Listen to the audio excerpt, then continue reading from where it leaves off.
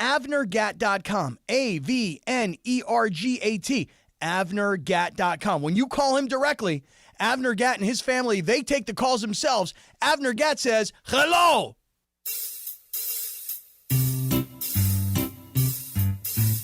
1-877 Cars for Kids. KARS Cards for Kids. 1-877 Cards for Kids. Donate your card today. 1-877 Cars for Kids. KARS Cars for Kids. 1-877 Cars for Kids. Donate your car today. Donate your car today at carsforkids.org. That's cars with a K. Your car, running or not, can be picked up as soon as the next day. You'll get a maximum tax deduction and a vacation voucher. 1-877 Cars for Kids. KARS Cars for Kids. 1-877 Cars for Kids.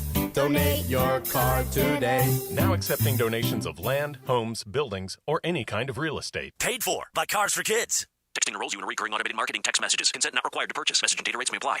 Leaving for the gym so early? I'm ready to go. Since you started taking Nugenix Total-T, you've been acting like when we met in our 20s. I feel like myself again. Lower testosterone after turning 40 slowed me down. Nugenix Total-T has been a game changer for me. What is it about Nugenix Total-T that's different? It's a key ingredient called Tesnor. It boosts free and total testosterone to help you get back the drive and energy from your youth. Total-T is backed by 5 clinical studies. I've seen the huge difference it's made for you in the gym, at work, and in the bedroom. I'm so glad I sent them a text for my complimentary bottle. Text HATCH to 42424 right now for your complimentary bottle of Nugenix Total-T. Nugenix is the #1 selling testosterone boosting brand at GNC and Walmart. Do it now and we'll also send you a bottle of Nugenix Thermo X, our newest, most powerful fat burner ever. Absolutely free. Text HATCH to 42424. That's HATCH to 42424. Products and statements have not been evaluated by the FDA. These products are not intended to diagnose, treat, cure, or prevent any disease or illness.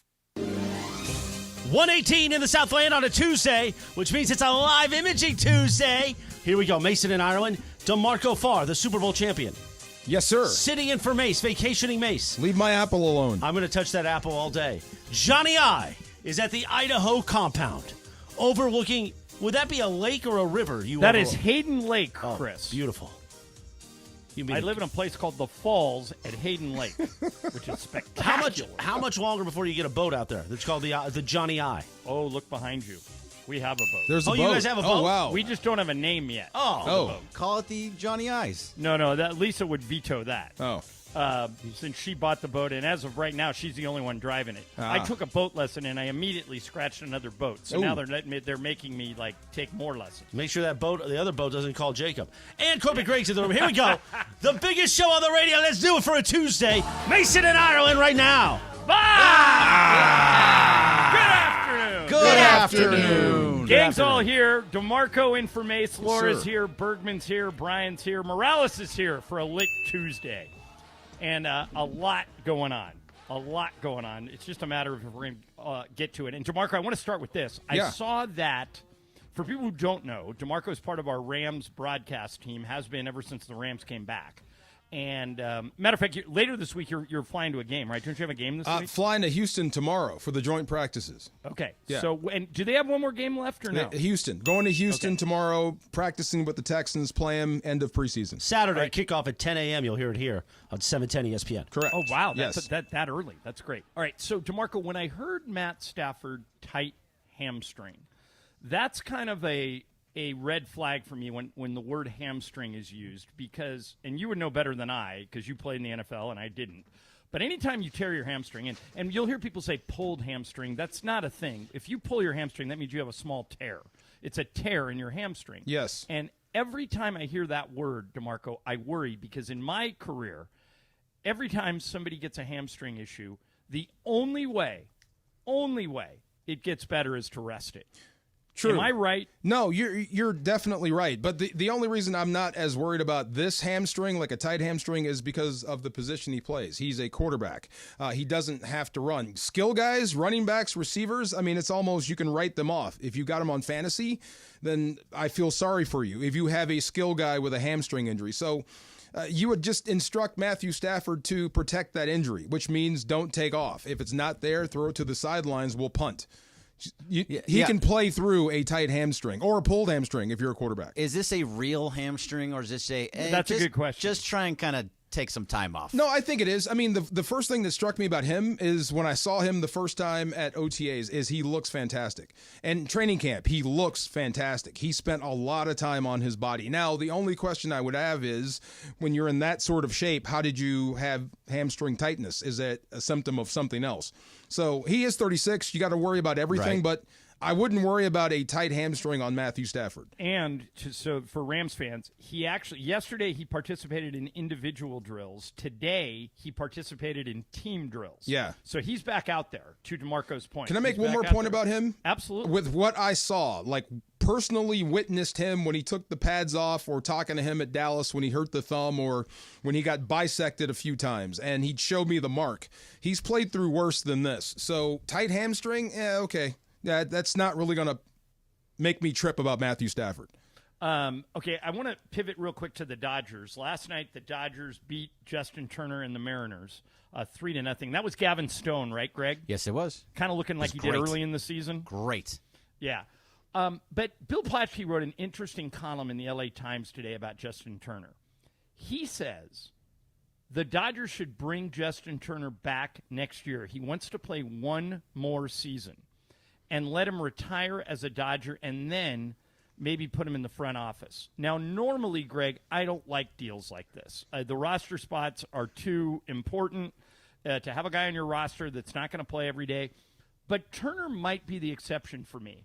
The Dodgers are carrying a lot of guys, Kike, Outman, that aren't hitting. And they're on the team because you can plug them into a lot of different spots, and they're good clubhouse guys. Turner is that times 10. He's like the best clubhouse guy you can have. I'm actually on board with Plaschke. What do you think? So, no, I am not, to get right to the point there.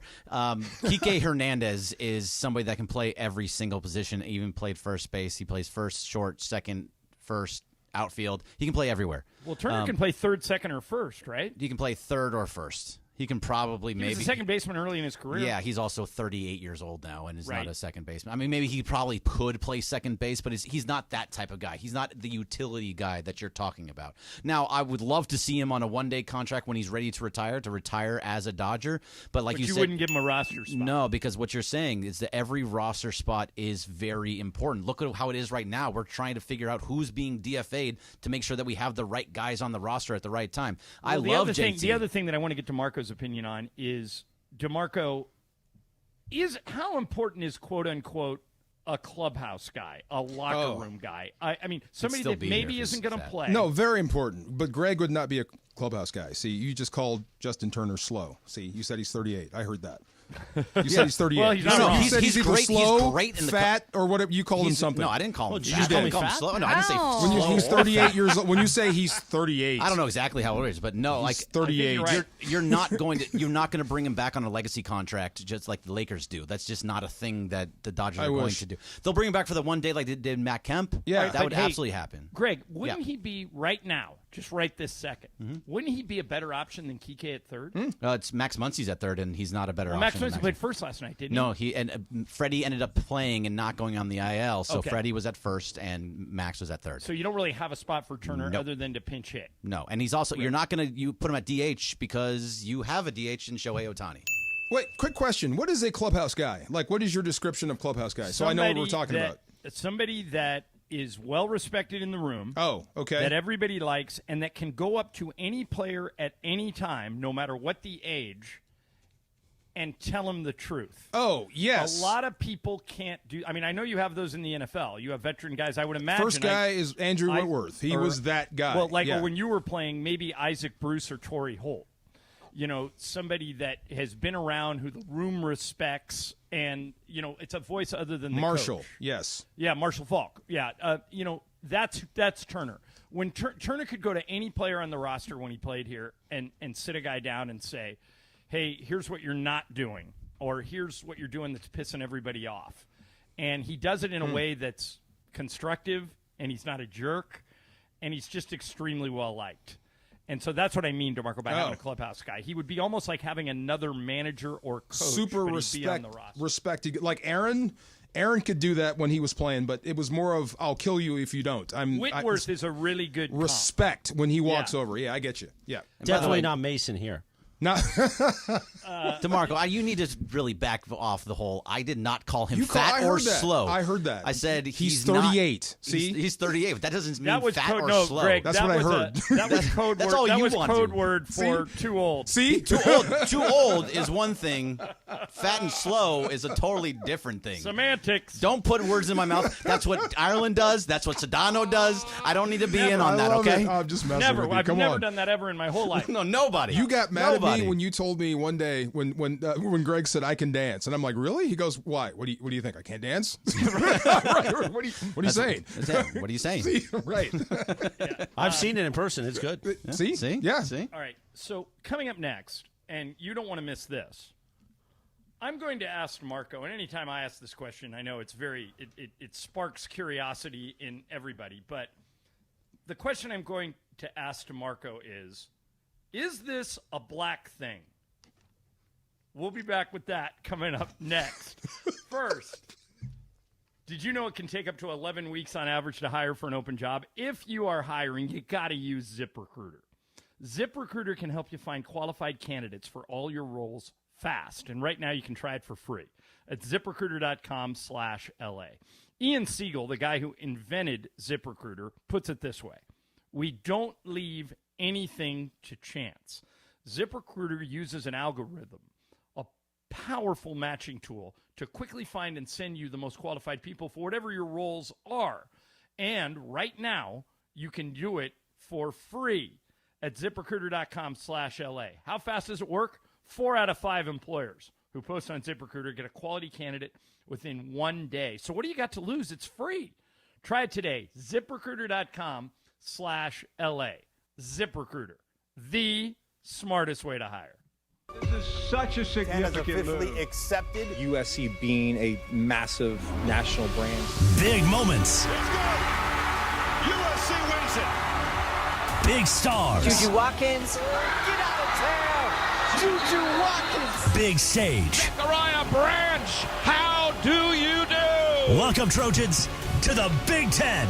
Get your tickets at usctrojans.com/tickets and follow the Trojans on ESPN LA all year long.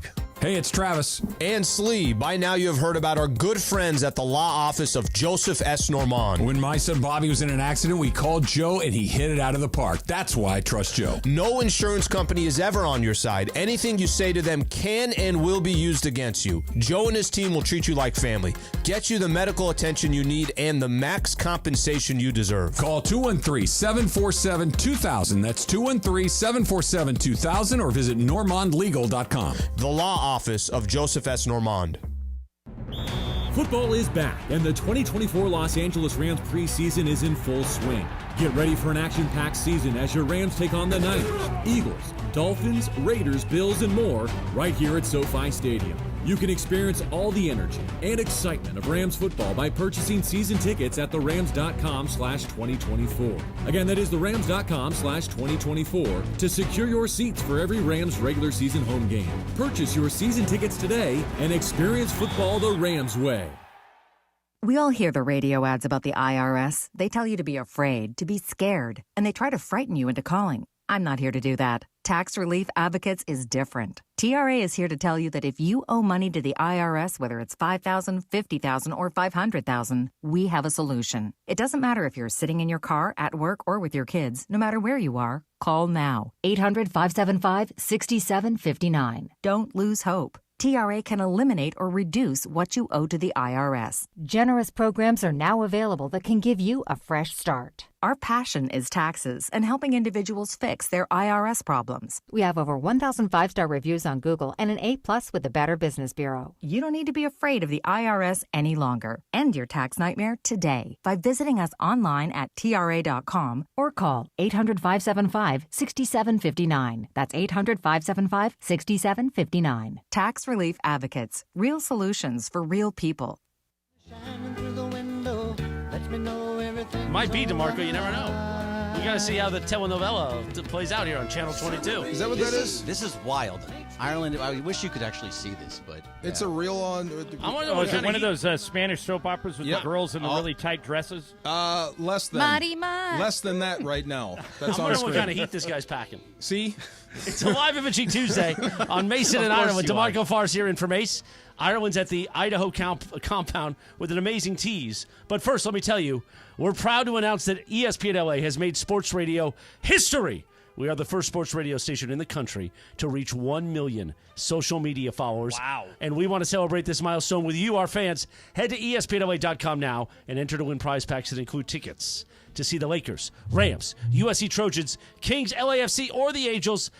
ESPNLA.com. Special thanks to Stella Rosa for helping us celebrate 1 million followers. DeMarco, I'm going to pop another one of these bottles. 1 million. Yeah. And hey, I'm going to spray you with it. You should feel really good about that, and so should Carlo Saisu, who heads up a lot of our social. Carlo is one of the hidden MVPs of ESPN LA. Absolutely. Chris, yeah, 100%. you in particular, Morales, have been beating the drum and for a long time before everybody else was, that listeners are going to consume us more than just on the radio.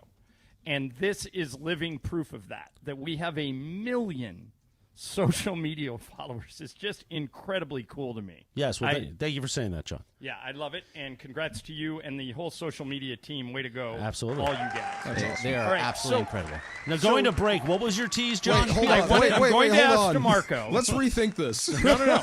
You're going to ask I me know the black exactly question what I'm doing. from Hayden Lake, Idaho. Wait, Yeah. hold on. Yeah. Well, I see what you're trying to do. It's not that. You got a Jewish question next Hold for me? on. Okay. No. Here's my question.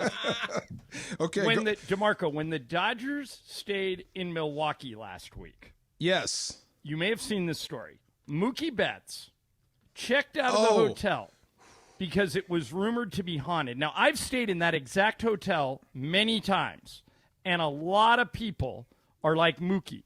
Lou Williams refused to stay at that hotel when he played for the Lakers. So did Michael Koger, who produces Backstage Lakers.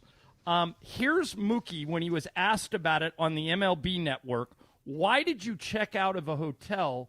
Because you thought there were ghosts? Here's Mookie. I'm feeling like I'm the only person in the world that is afraid of ghosts, afraid to see ghosts. I'm not understanding the real people out there that are on my side. Please, that's me, Mookie. I'm with you, bro. I'm with you. Thank you. I am with you. Thank you. Hey, we were just in Milwaukee, Mook. We were in Milwaukee, and they put us at the Fister. I was like, nah, bro.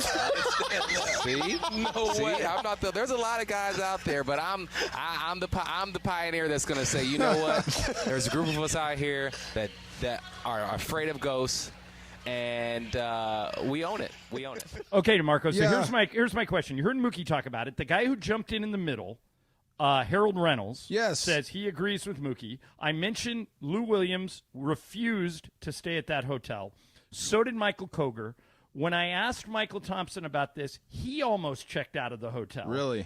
All those people I mentioned, Mookie, Harold Reynolds, Lou Williams, Michael Koger, Michael Thompson, all brothers, all black guys. Okay. And I asked Michael to explain to me once. He goes, brothers don't do ghosts.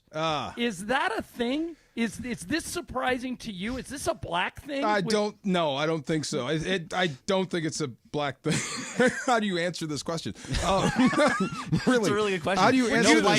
You would stay in the hotel. You would stay in the hotel, no problem. Yes, I don't think it's a black thing. I think it's actually a smart thing. Because does anyone in this room believe in ghosts? Yes. I do. Yes. Okay. Some people do not, but they're not for certain, right? Because it could happen. Mason does not believe. Does in not. So, but he's not for certain, right? Either way. So either you get over the fear and you just sleep there and think nothing's going to happen, and nothing usually happens, right?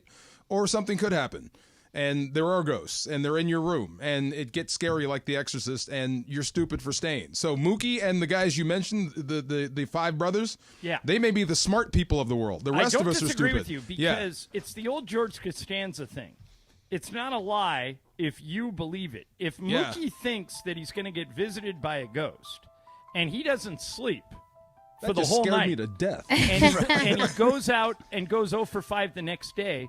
You know this better than anybody, DeMarco. A lot of sports is mental. Oh, I'm superstitious as the next guy, maybe even the worst. I don't split poles. Do you guys do that when you walk with your family? Well, I mean, I just found out about that. Somebody told me. What? I don't understand. What does that mean, split poles? Like if you're walking with your family and there's a pole and you never let it split your family. I just learned about this. Oh, really? My daughter just taught me about this. She's like, no, you're not allowed to go on the other side. I will go back miles not to split a pole. I really, I'm That's a superstitious. real thing. I thought she was just being silly. No, it's big a real time. thing. Greg, you've heard this about baseball managers that when they walk out to change the pitcher, Yeah. they won't step on the foul line. Oh, Nomar Garciaparra used to do that all the time. He would jump over the foul line. I'm superstitious to the extent that, like, Greg, you've played golf with me. I talk to my golf ball the whole time.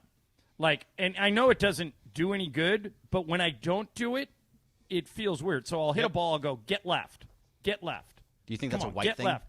It has nothing to do. The ball is, it could be a white thing. I don't know. Tiger talks to his ball, golf, though. Yeah. Tiger's Okay, a if he classic. does, Yeah, a guy doing that. But I just thought that was weird, DeMarco, that everybody Yeah. that I could find who checked out of the haunted hotel was a brother. Some people are into like goth and they love the haunted house stuff. So even if it is haunted, they're drawn to it. So there are people that like that sort of stuff. And then there's got to be people on the other end that's just not them. Like you said, superstition, same thing. I'm just not going to stay in a place that's haunted. I'll go stay someplace else. When it comes to this Mookie Betts thing in the haunted hotel, they talked about it on the broadcast all 3 days and like 5 times every single game about it. It got to be so much. It's becoming like a let me stand up overactivated story. Let me stand up for baseball announcers. So I do so many times in a given season, Greg. I do about 100 games. I do 6 preseason, 82 regular season. Last year we had the in-season tournament, and then hopefully at least 7 or 8 postseason games. In a perfect world, 20 postseason games. And it's not easy coming up with content for all 100 of those games.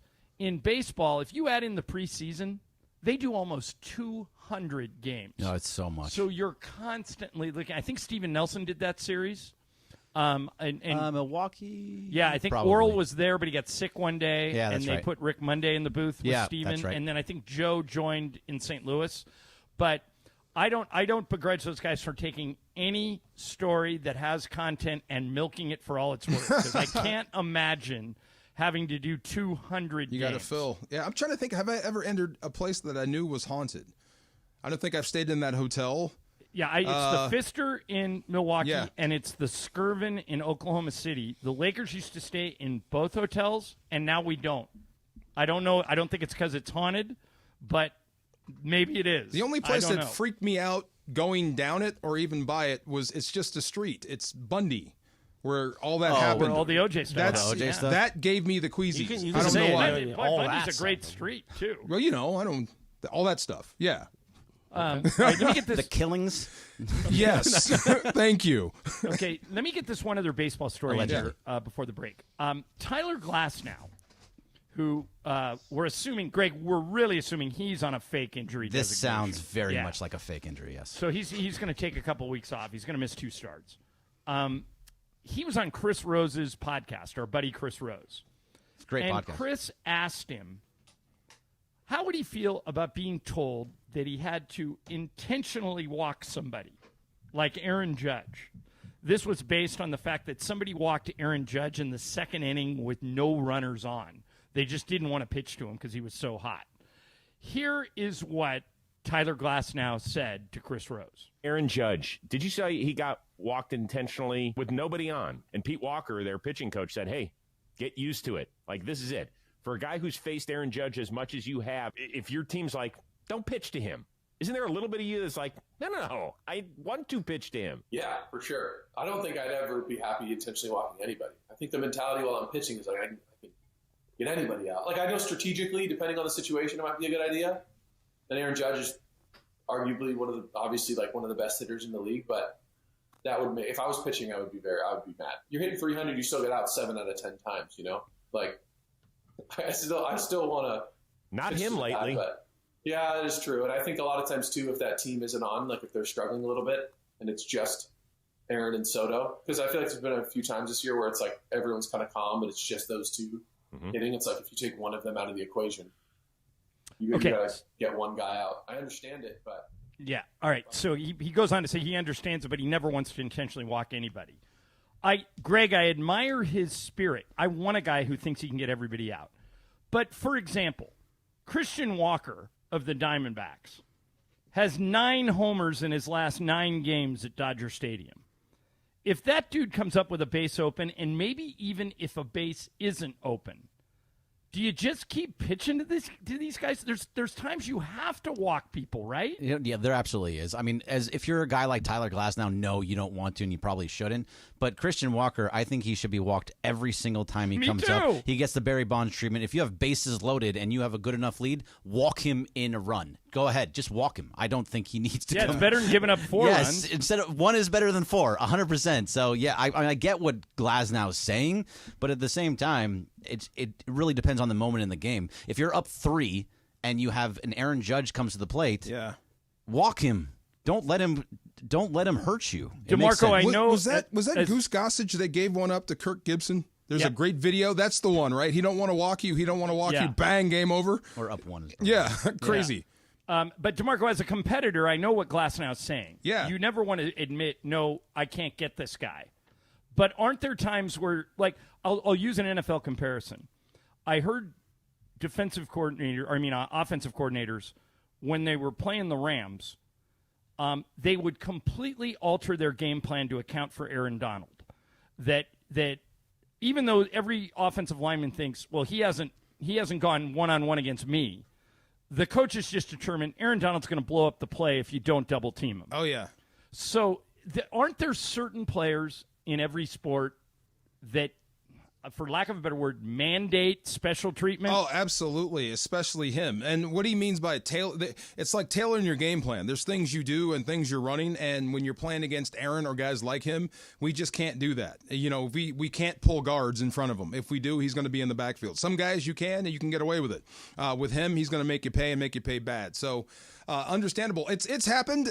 Remember Larry Allen, right? Sure. And sometimes, what I was going to say is, sometimes you're happy the coach tells you that because it takes all the pressure off of you.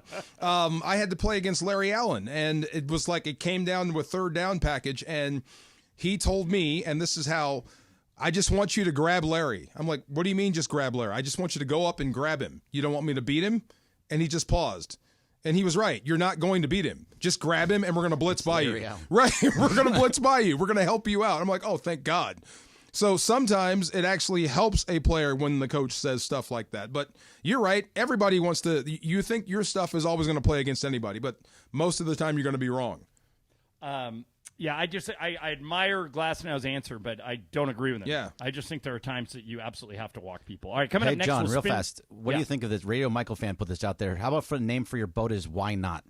Well, that's Why a good not? name. That's a great name. I don't know if I can sell it to Lisa. But that's a great name. I will attempt to. Yeah.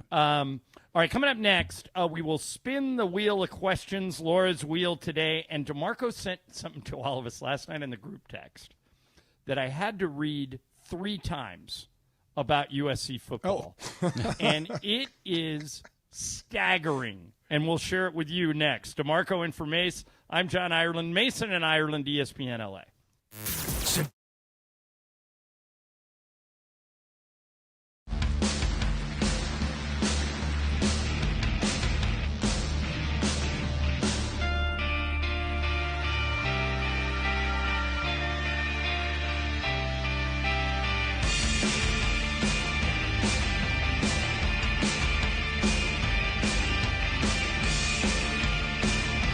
Final recap today at 4 p.m. on 710 ESPN. When pain keeps you from doing what you love, Hoag Orthopedic Institute gets you back to you. We are ranked number 18 in the nation and number 1 in Orange County for orthopedic and spine care by U.S. News and World Report. From the surf to the green, our world-class doctors are there, which is why more Californians choose Hoag Orthopedic Institute for orthopedic and spine care more than any other hospital. At Hoag Orthopedic Institute, there is no one better at getting you back to you. Proudly founded by premier physicians in partnership with Hoag. Learn more at HoagOrthopedicInstitute.com. This is was such a significant officially move. accepted. USC being a massive national brand. Big moments. Let's go. USC wins it. Big stars. Juju Watkins. Get out of town. Juju Watkins. Big stage. Zachariah Branch. How do you do? Welcome, Trojans, to the Big Ten. Get your tickets at usctrojans.com/tickets and follow the Trojans on ESPN LA all year long.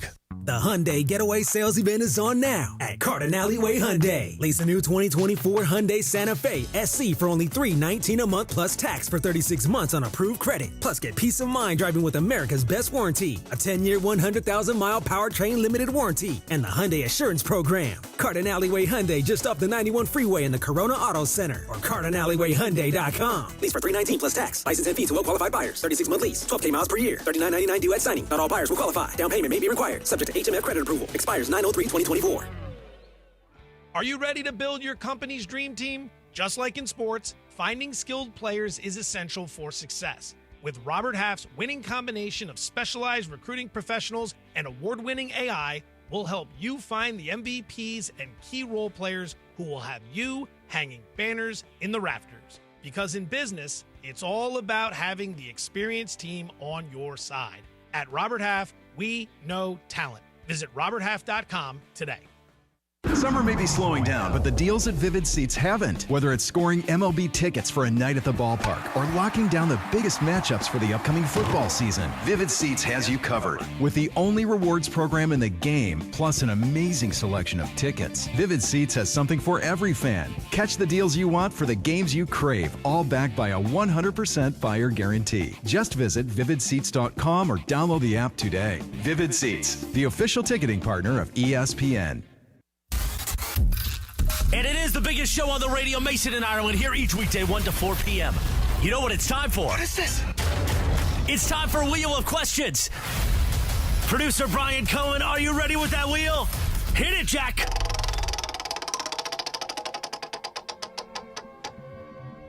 So I thought it was Laura's wheel today, but Greg, you've got the wheel. My mistake. What do we got? Well, I'm really glad I landed on this one, John. But so the other day I had someone come and clean my apartment. I need to have a clean apartment at all times now. So every cent that I give her goes directly to her. It is no longer through an app. It's no longer through a company. It goes directly to her. Should I tip her? Good question. So if she charges you $100, she gets all 100 of it. Correct. I would tip her. I tip people, like, I have this arrangement with the girl that cuts my hair. She's been doing it for 20 years. She's a single proprietor. So I whatever she tells me to pay, I pay it, and then I add 20% just to know I appreciate her. But I don't know if I have to. DeMarco, what do you think? Do you like her?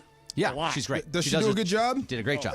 Tip her. Wonderful What's the job. problem? Okay. What's the issue? Morales, what do you think? What's wrong with tipping? No, there's nothing wrong with tipping. I'm just seeing what's the correct move because she's getting every single cent already. So what? Do you get her from like a service? So I got her from a service, and then we talked about it and moved her off of the service. So you cut your own deal? Yeah. Yeah, we cut our own deal. Side deal. You tip her. So that's how you know she gets all of it. Yes, I know she gets every single cent. Yes. So my mom used to clean houses when I was little, and I used to go with her. And she would never accept a tip when they would try to tip her extra. And I told her once, and I said, they want to give you more money, you take the money. Right. Okay? By the way, Greg, what do I always tell you about when somebody wants to pay for something or buy you something, what should you do? Take it. Just take it. Take it and say thank you. Yeah. So for but me, you don't do it. You tip her. Because my mom used to do that. 100%. And I feel like if you like the service. But here's the thing, and I brought it up to somebody here. I don't know who. I talked to all of you guys. My nail girl, she's like, oh, you don't have to tip me. And I was like, no. I like your service. You accommodate me because my schedule's weird. I tip you. But I found out that a lot of people say, if I'm charging you, let's say $150 for whatever the service is, tipping's included, you don't have to worry about it. Do you Greg, still here's push one it? thing you could do. You could do if you anticipate this relationship being somewhat permanent, like you're going to keep this girl for a few years. You could pay her fee. Have you been tipping her so far? Yes. So I did tip her. I did tip her when she came. She does a great job, so I made sure. But I was just wondering about it. Yeah. The other thing you could do is pay what she asks for, and then give her a big bonus at the end of the year. Like give her a Christmas that's bonus. a good one. That's true. Yeah, 'cause she's going to come every month. Brian, what do you think? I would tip her. I'm on the belief of tipping good karma. You know what I mean? Like you get that. I agree, Brian. Get that in the world there. You know. Yeah. You want to Well, get. and I'll add something this, back? you guys. Let me get on my soapbox for a minute. I've made this speech before. Greg's heard me do it a bunch, but I stay in hotels 100 nights a year. I never ever check out of a hotel room without leaving a tip for the cleaning staff. Oh, that's a necessity. And I don't think most people do that, and I wish they would, and here's why. I've gotten to know a lot of these people over the years. These are people working in many cases for minimum wage. It's a second job. It's moms and dads that need this money to put their kids through school. And if I'm staying in a hotel, DeMarco, for 3 or 4 days, it's not hard for me. I normally tip, on average, $5 to $10 a day. It's not a big deal for me to throw 2 20s next to the TV just as a thank you, especially if they're cleaning my room once or twice a day, all 4 days. And I think it changes their life for the better almost immediately.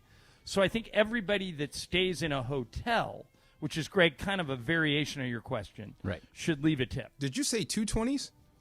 Yeah. For 4 days? I'll clean your room. Right now. Well, DeMarco, that's $10 a day. Yeah. So if that's they clean, true. Yeah. If they clean it once a day, I'll leave them 20. If they clean it twice a day, I'll leave them 40. Do you ask them to come and clean it twice a day? Sometimes. Now, I'm the opposite of. Here's the other thing that I'm thinking about. I'm the opposite of Michael. When Michael checks into a hotel room, he's a neat freak, so he puts a sign on the door, "Do not disturb" on the door, and leaves it up the entire time he's in the room. He never wants anyone coming into his room. He just wants to leave his wallet and his computer and everything else out, and he's worried that it might get stolen if the cleaning staff gets in there. I've never had that problem. I like my room. I like, if you're going to give me a full cleaning of a room and it's part of the hotel price, I'll take it. But because I know Michael isn't tipping the cleaning staff, I'll always maybe throw a little bit extra because we're normally in rooms that are pretty close together. Do you go into his room and just leave a 20 in there? Not Michael's room. No, Michael's room is off limits. Even when Michael was hosting with Trudell, he would make Trudell host the show in Trudell's room. No way. Yeah. Well, he'll be in Thursday. You guys should ask Michael about it. Does length of stay matter? Yeah, you should tip per day. I mean, if you're there less than 12 hours. Okay, let's put it this way. What are you doing in the room less than 12 Yeah. hours? That's when you land, and then you got to get up and go. The bus leaves at 9 a.m. Right, but DeMarco, if that's the case and they never cleaned my room, yeah, $5. Oh, okay. That's it. Something, but not $40. No. Okay. 40 would be for a 4-day stay. Got you. Thank you. Okay, yeah, makes and sense. If they're cleaning it once, maybe I'd leave 20. But Greg, it's a good question. I think a lot of people struggle with who should you tip and who should you not tip. And in your case, cleaning staff, I lean towards tipping because they're doing a job that really nobody else wants to do. Yeah, I don't want to do it. They're doing it for money. They're just doing it because they need to make ends meet. Yeah, she's coming in because I don't want to. Do you get any extra, like windows? I mean, that just came out so bad. Especially when we're out in the room. If it was any other day but Tuesday, it would have just gone by with no problem. DeMarco, you're flying to Houston on Wednesday. Yes. And the game is on Saturday. Correct. Right? Joint practices. So you'll be there Wednesday night, Thursday night, Friday night. Yes. Check out Saturday. I'd leave him $30. Definitely. Okay. She did do the windows, by the way. She did do the windows. It was great. And the blinds. Okay. Are you guys staying downtown or in the Galleria? We're at the Galleria, actually. Yeah. The JW. Oh, yeah. Houston by the Galleria. You know it? I used to spend a lot of time in Houston. Cool area. Okay. Yeah. I'm worried about food there. I mean, let me sneak this in. Okay. DeMarco sent us. We have a group text, and we were texting last night. I sent a text from the Party in the Dirt that I was at, which was a big country western concert out here in Idaho. And then tonight they're coming back with Sugar Ray and Smash Mouth. Lisa's going, I'm not going. But I couldn't believe this. I looked at this twice, then a third time, DeMarco, when you sent this to me. Yeah.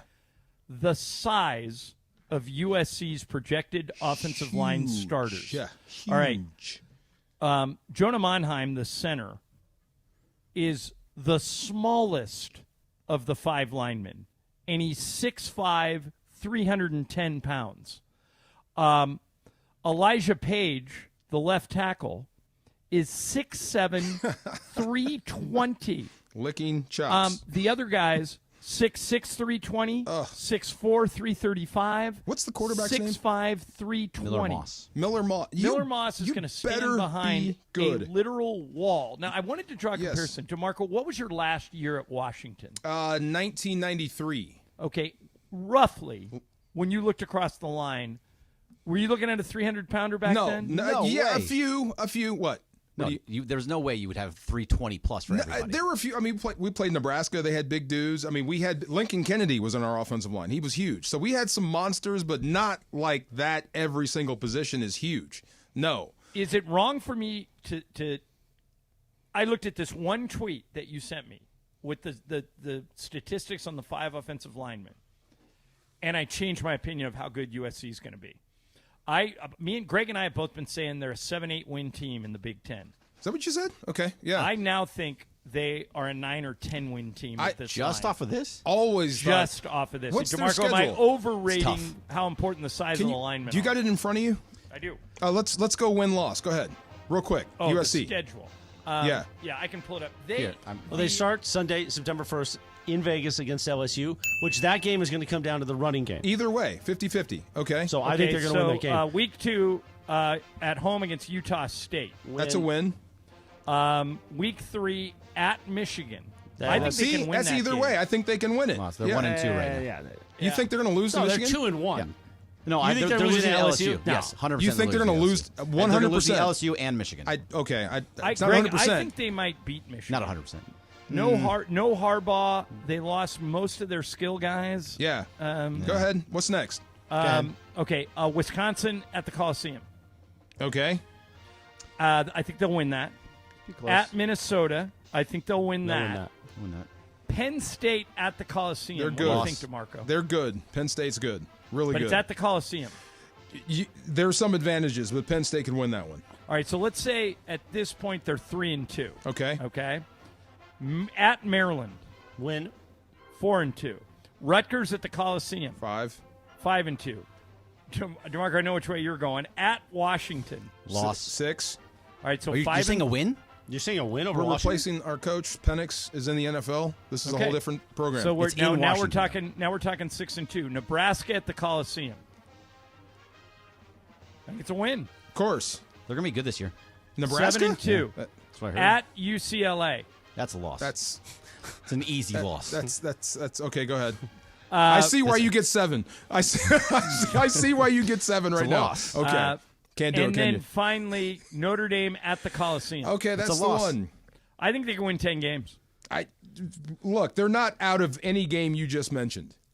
Right. None of those games is going to be. I do not agree, like Greg said, that LSU 7-5. is 100% going to beat USC just because they're LSU. Give me a winning record. 7-3. Yeah. Yeah. Greg, I used to think that. Seeing the size of these linemen They and got a knowing shot. that Miller Moss. They are building a Big Ten offensive line. That is what a Big Ten O-line looks like. like. And I think D'Anton Lynn, the new defensive coordinator, came from UCLA. Anthony Lynn's son is going to be I heard Joel Klatt say on TV today, just lining up defensively in the right places will make a big difference, and they didn't do that last year. I don't think anybody knows how bad that defense was over the past 3 years. Lincoln Riley just paid no attention to it. With D'Anton Lynn in there, I think they're going to pay attention to it. I think they can win 9 or 10 games. And Eric Henderson. Yes. Yeah, we shall see. All right, coming up next, Sports Graffiti. Your chance to sound off on anything we've been talking about or anything you want to talk about. 877-710-ESPN. 877-710-3776. Your call's next. DeMarco and Mace. I'm John Ireland, ESPN LA.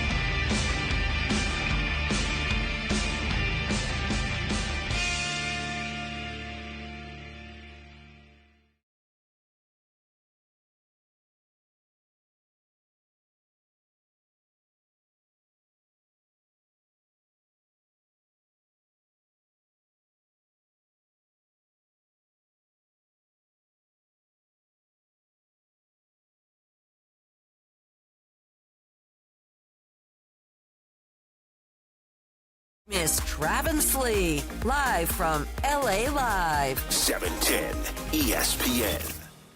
Get your red on and enjoy Angels baseball from the comfort of a suite. Entertain guests with all-inclusive packages. Call 888-796-HALO or visit angels.com/suites.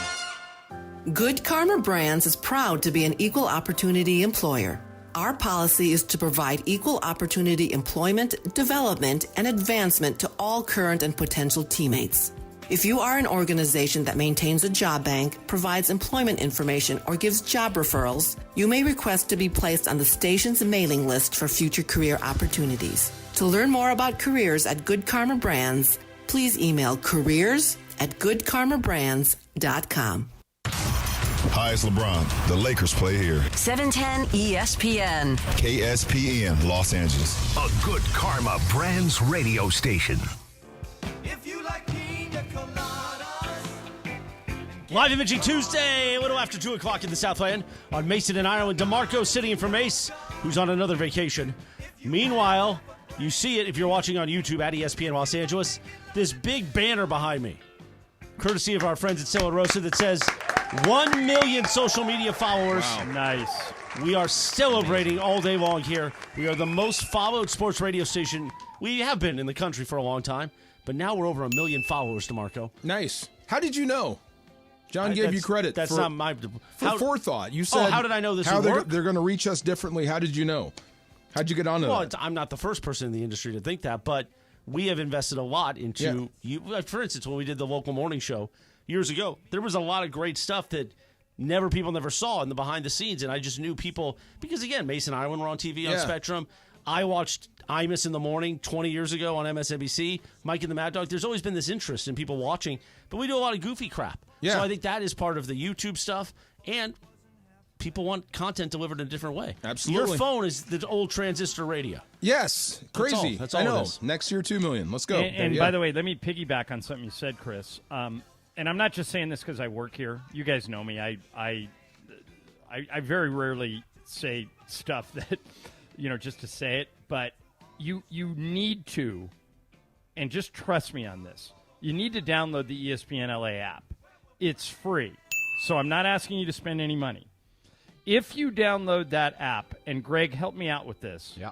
We are going to have so many games in the fall. We've added the Kings. We've added USC. There's going to be some Angel games on there. We, of course, are the home of the Rams, the home of the Lakers. Greg, did you tell me that if you add it all up over a 12-month calendar, that we're going to have roughly 500 games that people can listen to on the app this year? If you include ESPN national programming, yes, but I think it comes out to about 480-something in local programming. And on top of that, guys, so you get all those live games on your phone for free, including all the Laker games, every single one of them, all the Ram games, all the USC games. On top of that, you can listen to any show. You can listen to any show on ESPN LA whenever you want. There's a listen live button there, so if you just want to treat it like Chris said, like a transistor radio, you can do that. But let's say you missed Mason in Ireland and you're driving around at night, one tap on that app and you're in. It is a game changer if you are one of the 1 million people. Most of the million people probably already have the app. But if you're following us on social and you don't have the app, take that extra step. It is a huge game changer. You know what else you can hear on the app, Ireland? What's that? Sports Graffiti at 2 o'clock each weekday. Beautiful. Let's get to it, yo. Hit that music, Brian Cohen. Who's calling him up? I can do it. Oh, let's do Go it. for it, Laura. All right, Lewis, you're on Sports Graffiti. Go. Hey, guys, love the show. Long-time listener, Ireland. I was listening the day that Mark Willard got fired. He was crying, saying his you've been with us a goodbyes. while. A long time. You guys go to break. You guys come back, and what does Steve Mason say? Well, that was weird. That sounds like Mace. Days of Fast Track, Fat Betty, and Sausage Jeans, but it's so much better these days. Lit Tuesdays are the best with Morales. People need to, give him a break, ease up on him a little bit. And it's good to see DeMarco be able to be DeMarco today and not Marcellus or Kurt Morris. Thank you very much. I get to be me. Yes. Morales, when you get down to the valley, I still owe you fries from Douglas. Okay. From Douglas. Well, we're going to make it happen soon. One day we'll make it happen. Thank you, brother. All right, thanks for your call, man. Enrique, you're on Sports Graffiti. Go. Hello, guys. I just want to make a comment about the Dodgers and the Lakers.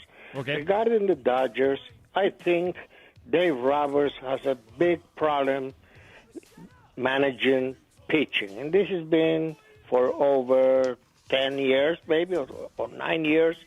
That's the big problem. Now, regarding to the Lakers, where is Jeannie Bass in all these issues with Pelinka? She hired him. He was an agent. He was never a general manager. And I remember somebody saying, hire the best person and let him do his job. What's your comment about it? I'm okay. First of all, on Dave Roberts, Chris agrees with you. Chris is not a Dave Roberts fan. I am. I think he's won 10 division titles in the 11 years he's been the manager. I mean, you're not going to find that anywhere else. So I'm not down on Dave Roberts. In terms of Rob, I actually think Rob has done, he rebuilt the Laker roster after they won the title in the bubble and got them back to the Western Conference Finals. His story isn't written yet. I don't think that if I was going to rank the general managers in the NBA, I would have Rob in the top 10. I think he's made a lot of good moves. Now, he will tell you he's going to be judged on wins and losses, and that's it. So he would agree with you that if he doesn't win and doesn't have the Lakers performing at a championship level, that somebody else should do it. But I think for now, Rob's the right guy. And let's see what happens this year. Thanks for the call. All right, Eric, you're on Sports Graffiti. Go. Hey, guys. Great show as always. John, big fan since K-Cal days. And, thanks, man. By the way, Chick will be proud, man. Thank you for that. Oh, very nice of you. Thank you. Going back to Enrique, what just said about Jeannie. Man, get off her, man. She rescued the team from her brothers. Don't you remember that?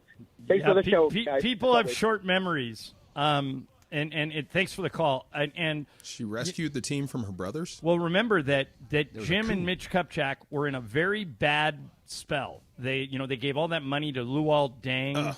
Okay. And Timofey Mozgov. Yes. And the Lakers had 5 or 6 straight losing seasons. And that wasn't easy for her to go in and fire her brother. But she did it. And within 2 years of firing those guys, 3 years, I think, the Lakers were back on top. They won the title. And so be careful what you wish for. All you people out there saying, well, get rid of Dave Roberts, get rid of Rob, get rid of Jeannie. It could be much, much worse. Trust me, I've seen it. All right, Rick, you're on Sports Graffiti. Go. Hey, guys. So you were just talking about the new SC linemen and how big they are. Yeah. Do we know how quick those feet are? Because, I mean, defenses have gotten really fast. Well, DeMarco, they're not going to be on scholarship at USC unless they can move. No, right? they're big and they can move. What we're pointing out is, or what I was pointing out is, they're building a Big Ten type of offensive line. This is how you do it. If you're going to go compete in that conference with those guys, with Michigan, Penn State, these are the guys they have up front. And you're right, defenses have gotten a lot quicker. But if you can't move people in the Big Ten, you've got no shot. So they're preparing to move people with big bodies. Thanks for the call, man. JP, you're on Sports Graffiti. Go.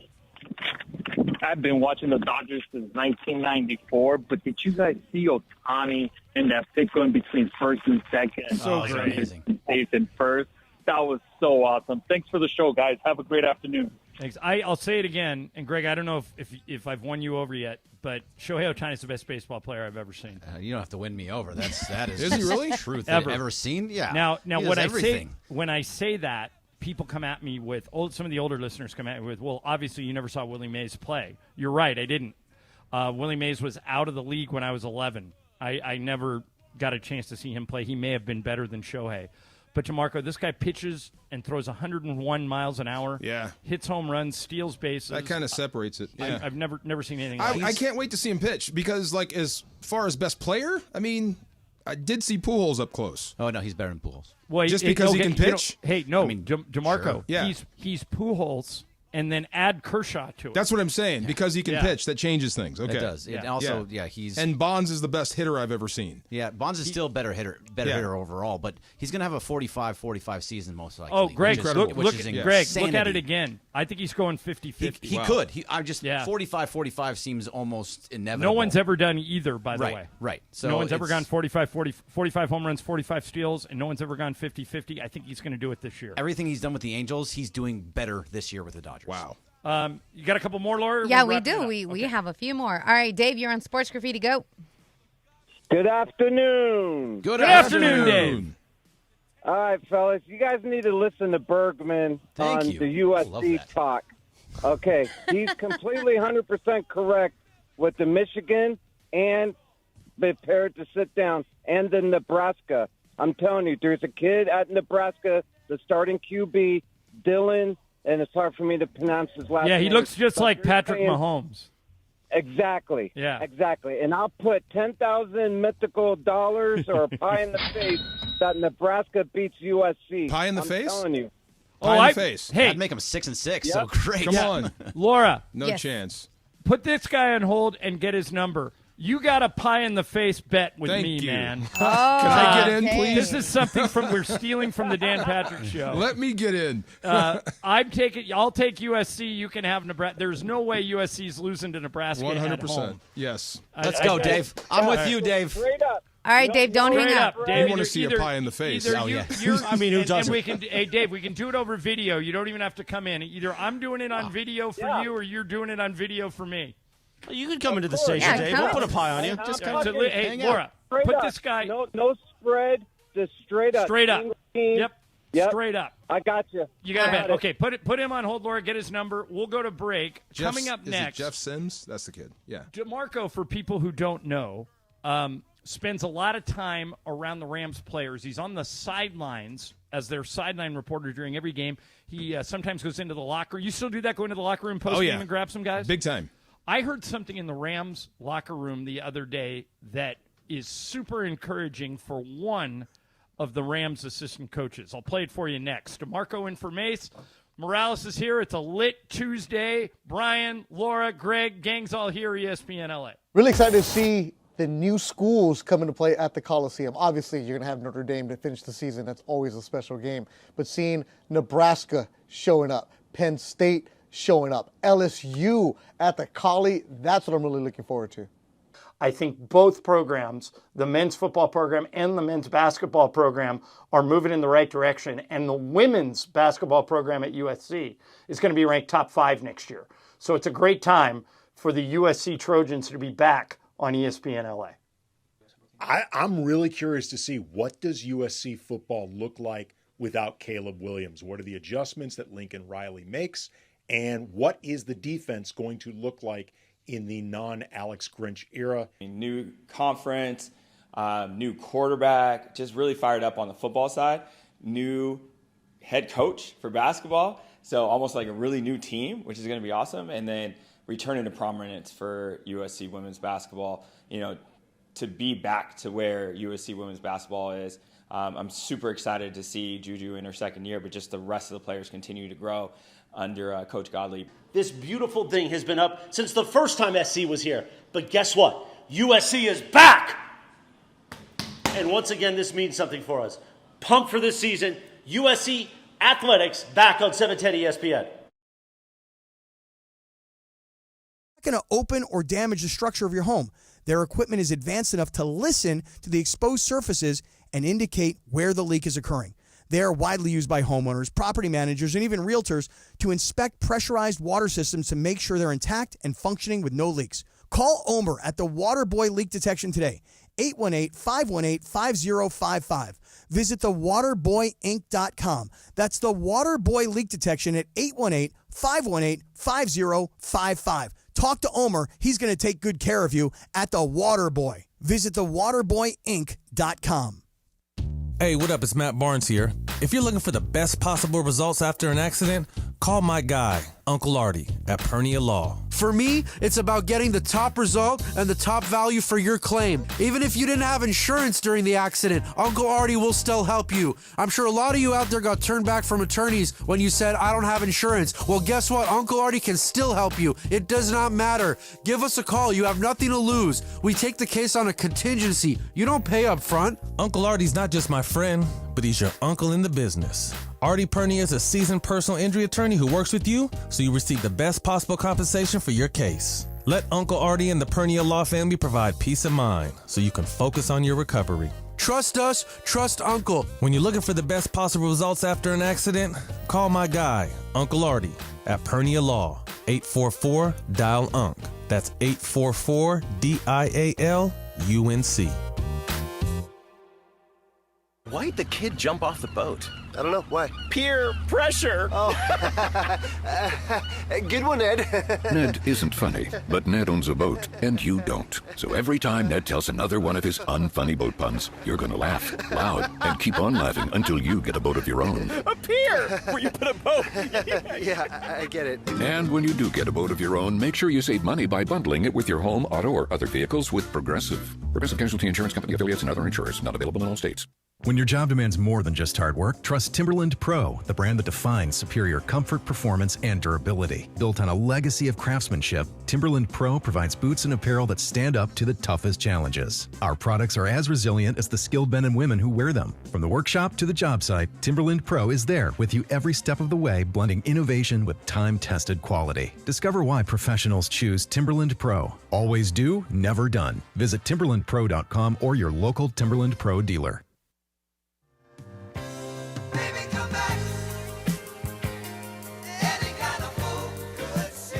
2:17 on a live imaging Tuesday on Mason and Ira with the biggest show on the radio. DeMarco's here. In for vacationing Mace, Corbett Gray, producer Laura Brian Cohen. On me. Look at DeMarco. We're going. Come on, Greg. Singing to the Yacht Rock. Hey, Chris, do you know this? The name of this band, which Chris knows well, is Player. Yes. And the lead guitarist for Player back in the day, he may have been the bass player. I can't remember. He's either the lead guitarist or the bass player. Is a guy named Ron Moss. Do you know what else he's famous for? No. He's the lead still to this day on The Bold and the Beautiful. Oh. The CBS soap opera. You're kidding me. As Ridge Forrester. Oh, that's Ridge Forrester? Ridge Forrester is that guy? He was a guitar player in the band Player. I remember Ridge Forrester. Unbelievable. Yeah, that's a good life. You go from being in a rock band to making out with soap opera actresses for the rest of your life. They partied. He's having a great life. Yeah, he's having it. Yeah, yeah, no doubt. You're seeing Yachtly Crew on Saturday, no? Saturday, they're at the Starlight Bowl in Burbank. No way. Yeah, I don't know if he's still playing with him. I doubt it, since he's had such a successful acting career, but we'll see. All right, so DeMarco, as I mentioned earlier, is the sideline reporter for our Rams broadcast. Yeah. Before I had the Lakers... I don't run up and grab the guys. Right. Well, I would hope not. I said big time to that before I actually heard you. Yeah, I don't either, by the way. You go through the team has people that do that for you. Yes. So, a great artist. Yeah, Artist Twyman is super. I go up to him with a microphone. I don't grab him. He's one of our favorites. They probably wouldn't like that. It's Chris. See, he's doing that. But go ahead. Okay, so DeMarco and I can both tell you, before I got the Laker play-by-play job, and I think I'm going into year 12 or 13 this year of being the play-by-play guy, I spent 11 years as the TV sideline reporter. Mm-hmm. And then, DeMarco, like you, I had to go work the post-game locker room. For about 20 years, I did post-game locker room. I've heard, because I have that access, and you do too, I've heard so many coaches' locker room speeches that I've lost count. There's some guys that are really good at it, Sean McVay. There's some guys who aren't very good at it. But I'd like to think that I can tell, after hearing a guy give a speech, whether or not he's got it in him to ever be a head coach. Yes. So last weekend, when the Rams played, who'd they play? The Cowboys? No, they played the Chargers. The Chargers, right? yes. Sean McVay, and I love that Sean does this. Sean McVay basically stepped down from his head coaching duties because he wanted to go up in the booth and see how it all works up there. He used to be in the booth when he was coaching with the Redskins. And he let Aubrey Pleasant, his assistant head coach, be head coach for a day. And basically McVay said, I'm going to get out of your way. You're coaching the team. This is your day. You're the head coach. So I'm going to play for you. This runs about 1 minute, and you'll hear McVay jump in the middle of this and give Pleasant a game ball. The Rams won the game. You're going to hear Aubrey Pleasant give a post-game speech, and I'm telling you, and I'll let DeMarco react afterwards, I've heard a lot of this dude's going to be a head coach one day. This guy's got it, whatever it is. Listen to Aubrey Pleasant after the Rams beat the Chargers on Saturday night, addressing the Ram players in the locker room right after the game. But I'm telling you, if we go out there with that same fight, that same connective tissue, that same 1-2 for each other, man, we can do something special this year. We can do something really special. Because it's not about me right now, it's about us. Yep. And that's what I want to say. We'll talk about game balls and all that other stuff later. Let's celebrate this moment together. Yep. Let's celebrate it. There's McVay giving him the game ball.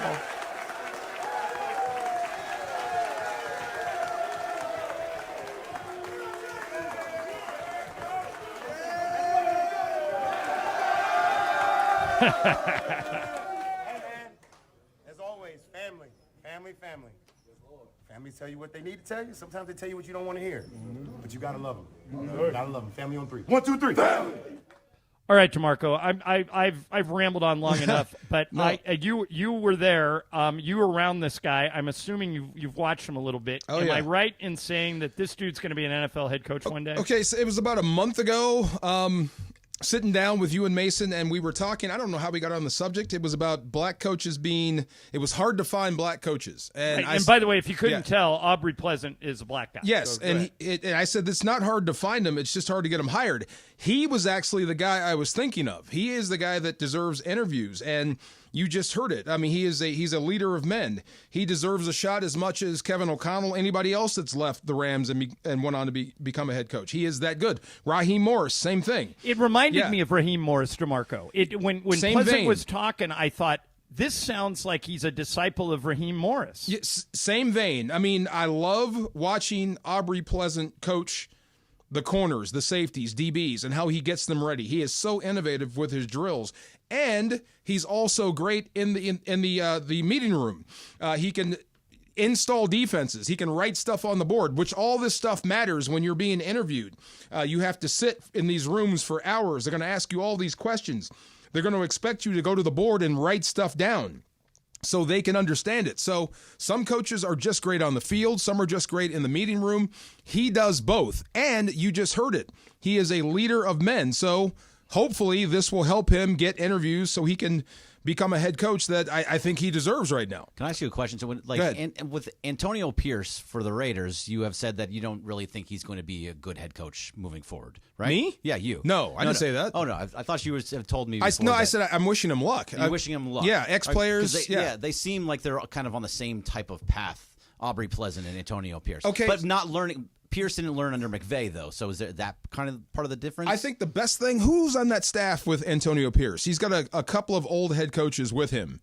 Is it Tom Coughlin that's there? I'd have to. No, I don't think Coughlin's there. No, who's there with him? Luke Getsy, Patrick Graham, and Tom McMahon. I thought there were some guys there that were helping him become a head coach. Antonio Pierce's mentor was Herm Edwards. Okay. But Greg, you're not wrong. And let me circle back to something DeMarco said. This narrative that there are not qualified black assistants that could be hired, like when an owner says, "Well, I would have considered a black candidate, but we just couldn't find any." That's a red herring. They're out there. Aubrey Pleasant is one of them, and we're getting a little better. I mean, you look at D'Amico Ryans in Houston. He's been great. Let me say this: if Raheem Morris didn't get a job, then it would be obvious. You're trying not to hire people because it was so obvious. Sean McVay could do everything. They did everything they could to highlight the guy, and he is that good. He clearly should be a head coach or at least interview for one. Now, if he didn't get the job or at least get interviews, then it would be obvious that there's a bias involved. Same with Aubrey Pleasant. I think that's what Sean McVay did.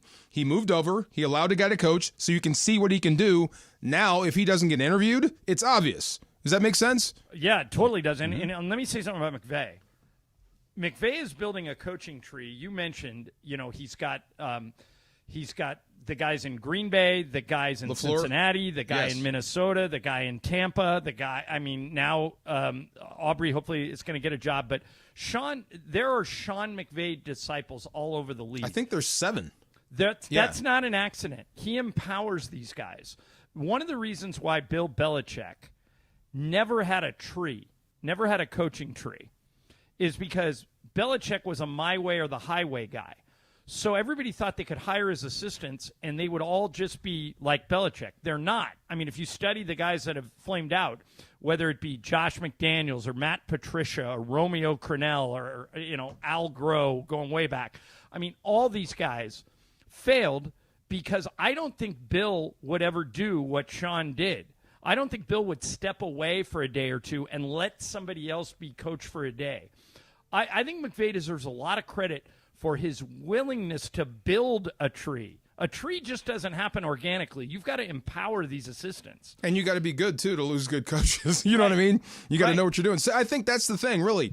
When he hires good people and he's willing to listen to ideas and get ideas from people and implement them. And I agree with you with Belichick. I think all these guys that leave Belichick, they go other places and they try to be Bill Belichick. You know what I mean? Right. Does that make any sense? No, it makes total sense, and that's why I don't think he has a tree and Sean McVay does, because McVay works out. We had Les Snead on, DeMarco, before Raheem Morris got hired in Atlanta. Okay, so he was still a coach for the Rams, and Les came on with Mason and I one day and made an impassioned plea for him to get a head coaching job somewhere else. He was begging other teams to hire Raheem Morris, even though he knew it would hurt his own team, that he would have to go out and find a new defensive coordinator. But he liked Raheem Morris so much that he came on. Greg, do you remember that? He came on for 5 minutes and just talked about how great Raheem Morris was and how other teams were crazy if they didn't hire him. Yeah. And sure enough, Belichick interviewed in Atlanta with Arthur Blank, and they hired Raheem Morris instead. I don't know how you wouldn't. It's so funny. It's crazy. It's like when you think of it this way, it's smart. You want to get Raheem Morris hired because he deserves it. The other thing is, in football, you want as many friends out there as possible because guaranteed you're going to get fired at some point. You know what I mean? Yeah, and I thought Les did him a great service Big time. that day. Okay, coming up, I've got a few more football things to throw at DeMarco, and I'm not sure what Oscar De La Hoya was thinking when he went on Shannon Sharp's podcast, but we'll play it for you and let you decide. First, let me tell you about my favorite place in Southern California, and that's Terranea. If you're not familiar with Terranea, go to this website right now, terranea.com, Terranea. It is a luxury resort on the cliffs of Palos Verdes that is the best-kept secret in Southern California. I always say going to Terranea is like going to Hawaii without getting on a plane. I've converted Bergman. I've converted Mason. I've converted everybody that works on our show to go down there and check out Terranea. Greg's going to stay there when we do a promotion in a couple of weeks. Check it out for yourself. It is a fantastic way for you to end your summer. And Ralph Grippo and Chad Bustos, the two guys that run Terranea, are the type of people that will not rest until they know you're taken care of. These are the type of dudes. They've got an award-winning spa, an award-winning golf course, 4 fantastic restaurants, too many pools to count. They have a Falconer. You can rent electric bikes. Once you park your car, you just leave the car there for 4 days because you're never going to want to get off the property at Terranea. Check it out today. Terranea, Terranea.com. Hey, ESPN LA listeners, it's John Ireland. You want to play golf with me and corporate Greg Bergman? You can, thanks to Terranea. If you listen to the show, you know Terranea is my favorite place in the world. It's like going to Hawaii without getting on a plane. Well, you can play golf with Bergman and I at the links at Terranea, and then we'll buy you lunch. Here's how you win. Send a video of your golf swing to @ESPN Los Angeles on Instagram or on Twitter. We'll take a look at your golf swing. If you impress us, you'll be playing golf at Terranea with me and Bergman, and then we'll buy you lunch. And you can all you can eat, all you can drink. We don't care. We're not paying.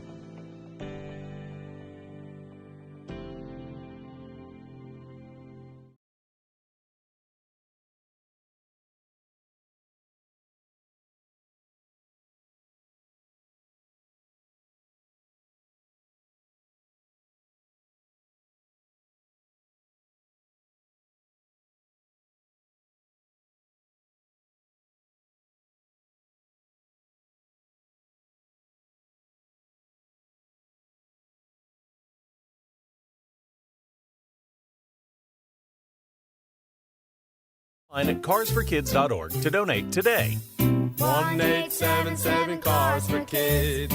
KARS Cars for Kids. 1877 Cars for Kids.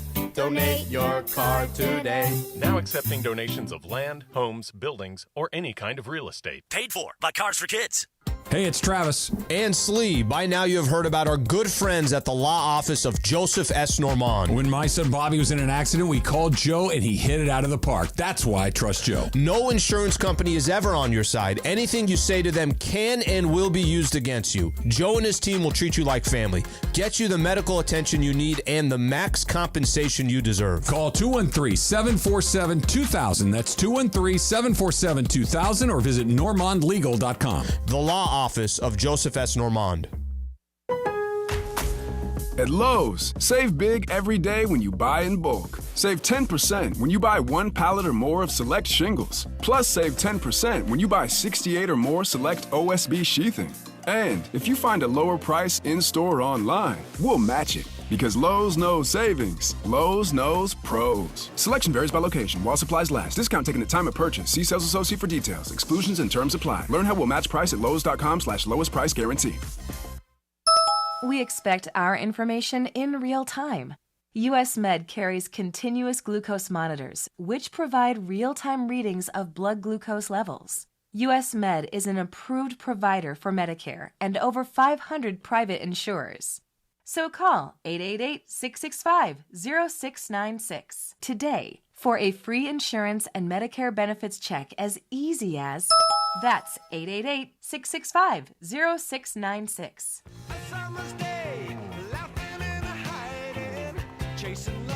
Live Imaging Tuesday on Mason and Ireland. That yacht rock sound. That's what we do on Tuesdays on this show. That's a rare. What song is this? This is Thunder Island by Jay Ferguson. One-hit wonder, DeMarco. I'd never heard this. But a yacht rock Mount Rushmore song. Is it really? This one, yeah. Are most yacht rock one-hit wonders? A lot of them, yeah. No. A lot are. No, but not. I wouldn't say most, Chris. I would say probably 30-40% maybe. That's a good amount. Yeah. So they went in the studio. They maybe did some yayo before, and they made magic. Hey, Morales, hang around for this story because I want to get your take on it. You're a metrosexual like me. Yeah, but I don't dance around in a banana hammock, but that's okay. Okay, so that's where I'm going. So we love Oscar De La Hoya. He's a great radio guest. He's been great for boxing in Southern California, the Golden Boy. He was on Shannon Sharp's podcast, and Shannon asked him about, you guys will probably remember this, 15 years ago, these pictures came out of Oscar De La Hoya dressed in women's lingerie. Like fully head to toe, had a wig on, was wearing women's lingerie. Fishnets. That's true. Yeah, he was goofing around with a woman, and she later released the pictures. And it's just a joke, John. Everybody's just playing around. Well, that's what everybody thought, Chris. Cool guys. Until he came out, Oscar came out, and said, "No, those pictures are real. I did dress up." So Shannon Sharp asked Oscar if he regretted admitting those pictures were real, because you know Oscar could have in the modern age just say, "No, those are photoshopped. It wasn't me." You know, blah blah blah, and the story probably would have gone away. Here's what Oscar said, and then I'm going to ask you guys about it afterwards. Here's Oscar. I'm glad I said they were real because it set me free. Really? Know? Oh yeah. Yeah, they're out there 15 years ago. So what? I mean, what? I bet if I asked 30 people here, 20 of them say, "Yeah, I've worn something from a woman." In closed doors. Oh. That's what happens. Mine just came out publicly. Y'all don't know about that, Oscar. Come on. I think that Shannon Sharp. I ain't even got on socks, so I know I ain't wearing no pantyhose. Wow. All right, I think. You went around here. You went around here 20. Oh you're gonna get. I mean, Cappy and I definitely. I mean, you know, maybe. So Morales, here's my question: have you, behind closed doors, ever dressed up like a woman? Wow. Straight at you. So here's the thing. As an adult, no. When I was younger, we did it like as a bit almost. A bunch of friends and I, like for like, I don't know, like something in the neighborhood, like a bit. We all pretended to like perform. So that there was nothing tawdry about that. But as an adult, I've never done it for funsies. But here's the thing: if what somebody do they call that? What do they call that when the cheerleaders played football and the football players were the cheerleaders? What do they call that? I wasn't a cheerleader. It's in high school. It's like a tradition. Swap it's basic? It's in its most basic form. It's cross dressing. Right? Yeah. Yes, but it's called something. If yeah. somebody I was with asked me to do it because I would be open to it. But I think Oscar De La Hoya is nuts when he says, if I ask 30 guys, 20 of them would say they've done it. I don't know any guys who've done it. Okay, wait, Ireland, real fast. Kate Beckinsale comes to you that your guys are getting into it. Give me the dress. Exactly. Okay, But you said it right there. I think but Greg, everybody my would. point is, why would she ask me to do that? Maybe that's what she likes. If Margot Robbie asked me to put on a dress or a lingerie, that's getting done. You would do it? Really? 1,000%. Little tanguita and everything? I don't care. Do you have a little tanguita? A little tanguita? All of LA's listening. That doesn't bother me. 1 million wouldn't. followers, DeMarco. Greg. Halle Berry Well, comes to you. DeMarco's got a big tanguita. I don't know what he got. By the way, so John, Halle Berry. Yeah, Halle Berry. Halle Berry and says, "Put on lingerie for Sorry, me." Halle, can't. Yeah. You're Sorry. lying to Sorry. yourself. But- You're but- lying but- to yourself. But Greg, this is a pretty big leap to your hypothetical. Like you and I have both been around and dated a lot of women. Why has no woman ever asked us to do it? I just don't think because it's not something we want to see. Right. I don't want to see my Laura, man would in you- girls' clothes. Would even on your kinkiest night, would you ask Christian to put on your clothes? No, I don't want to see him in women's clothes. That's not Yeah, masculine. what is to me. Oscar? And I love Oscar. What's he talking about? But, I have no but idea. Oscar right now is in an interesting place in Okay. his life. So a couple days ago, It's he's dating Holly Saunders. Yeah, who's very pretty. Well, but here's the thing. I worked with Holly a little bit. Sorry. And my best friend worked with her, and I've hung out with her like 5-6 years ago when she was doing the U.S. Open. A very stunning, natural, beautiful woman. She looks different. She has done a lot of work to make her almost look like a space alien. Nothing against her, but she's very everything is plastic. Her face, her You eyes. guys remember Oscar can fight, right? You know think this. wait a minute. You think she looks great now, John? I do. Okay. Yeah. Okay. Well, that's fine. She has. That's in fine. those videos she that looks Laura different. sent me, she looks good. So they did this IG live the other night where they're dancing, but her outfit is like she's almost in lingerie or a bathing suit, whatever. She's in a bikini. Right, but Oscar's in like a little banana hammock. God bless him. Like gyrating very oddly. They're just He looked into that. like he was on something. Oh, they were no. You know, he looked Definitely. very What's wrong with happy. that? He looked very happy. Oh Sure no, he was. He looked like he And was my- enjoying the moment. My He was final, on something. oh yeah, Will Simpson. My final piece of evidence. I don't know if you've ever heard his song, John, that he made in 1999. He made an album. I remember that. Let's hit it there, Brian. Now, DeMarco, this sounds like a man who might be wearing a banana hammock. You know what I mean? Could be. Not that there's anything Could wrong be. with that. Not at Nothing at all. I Do love you, Michael. Oscar? I love Michael Bolton, Do you? but I don't think Bolton's running around doing this kind of Do thing. you, man? So Oscar and his girlfriend were on like some sort of live, and there's a screenshot that Mario Lopez goes on it and types in, "When are we thonging out together, vato?" God. See, Well, but That's he's he's probably joking. Mario's, That's his Mario's dude. trying to get in there. That's his Mario's trying to slide in there too. I Like, can see Mario running around in a banana oh hammock. yeah, 100%. You probably want to see Mario running around with a banana hammock. I mean, he looked good. He looked good. He's ageless, it appears. Looks great. Wow.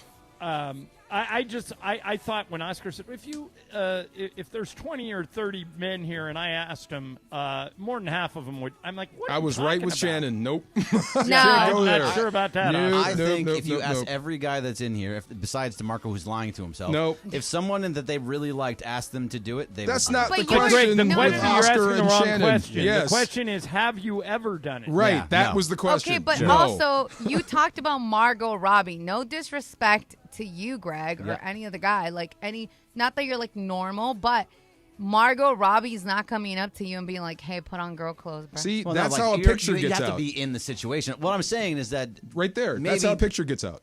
See? Put I'm this saying, on. like, Okay. if Click, Oscar- and she walks out. Yeah. Oscar was in a situation that someone asked him to do it, so he was like, well, sure. he said he doesn't remember that he was so out of it, Oh. for Yeah. lack of a better There's that term. part, too.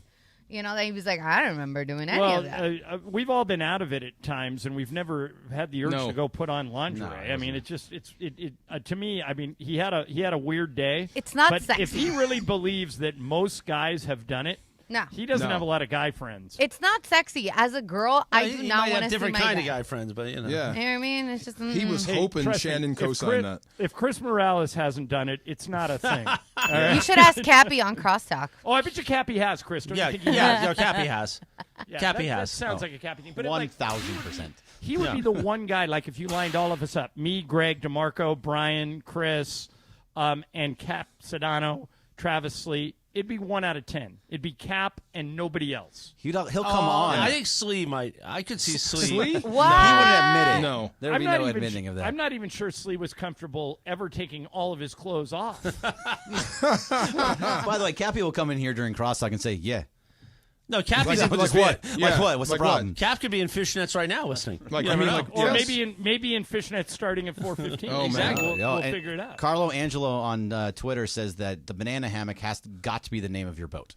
Oh, that's Banana yeah, again, I think Lisa might Why not has a chance? Why not? Banana hammock's getting vetoed. Oh, there was one other one. It was if it was any other bay. From Oh, Mailman that's Matt. good. That's really a good good, one, actually. right? That's really Yeah, good. that's Mailman good. Matt comes up with good ones. That's a good one, Matt. All right, coming up next, we'll get a little What's Up Fool going. Greg's got stuff. Brian's got stuff. Laura's got stuff. DeMarco and I will try and tackle it all next. Mason and Ireland, ESPN LA. What's up, fool?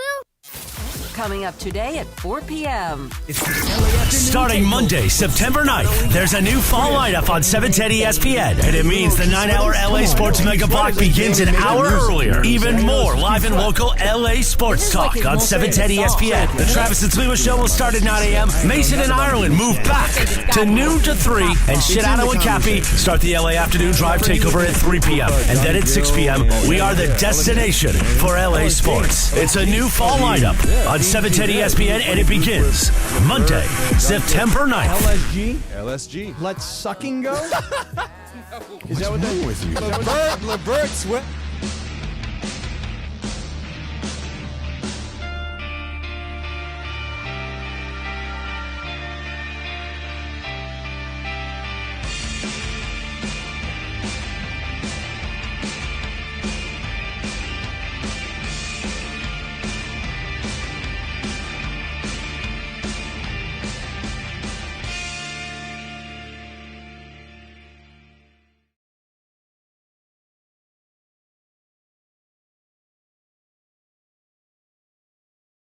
And there's never any upfront fees. They collect when you collect. And for the record, their win-loss record puts them in the top of the standings. That's 844-DIAL-UNC. That's 844-DIAL-UNC.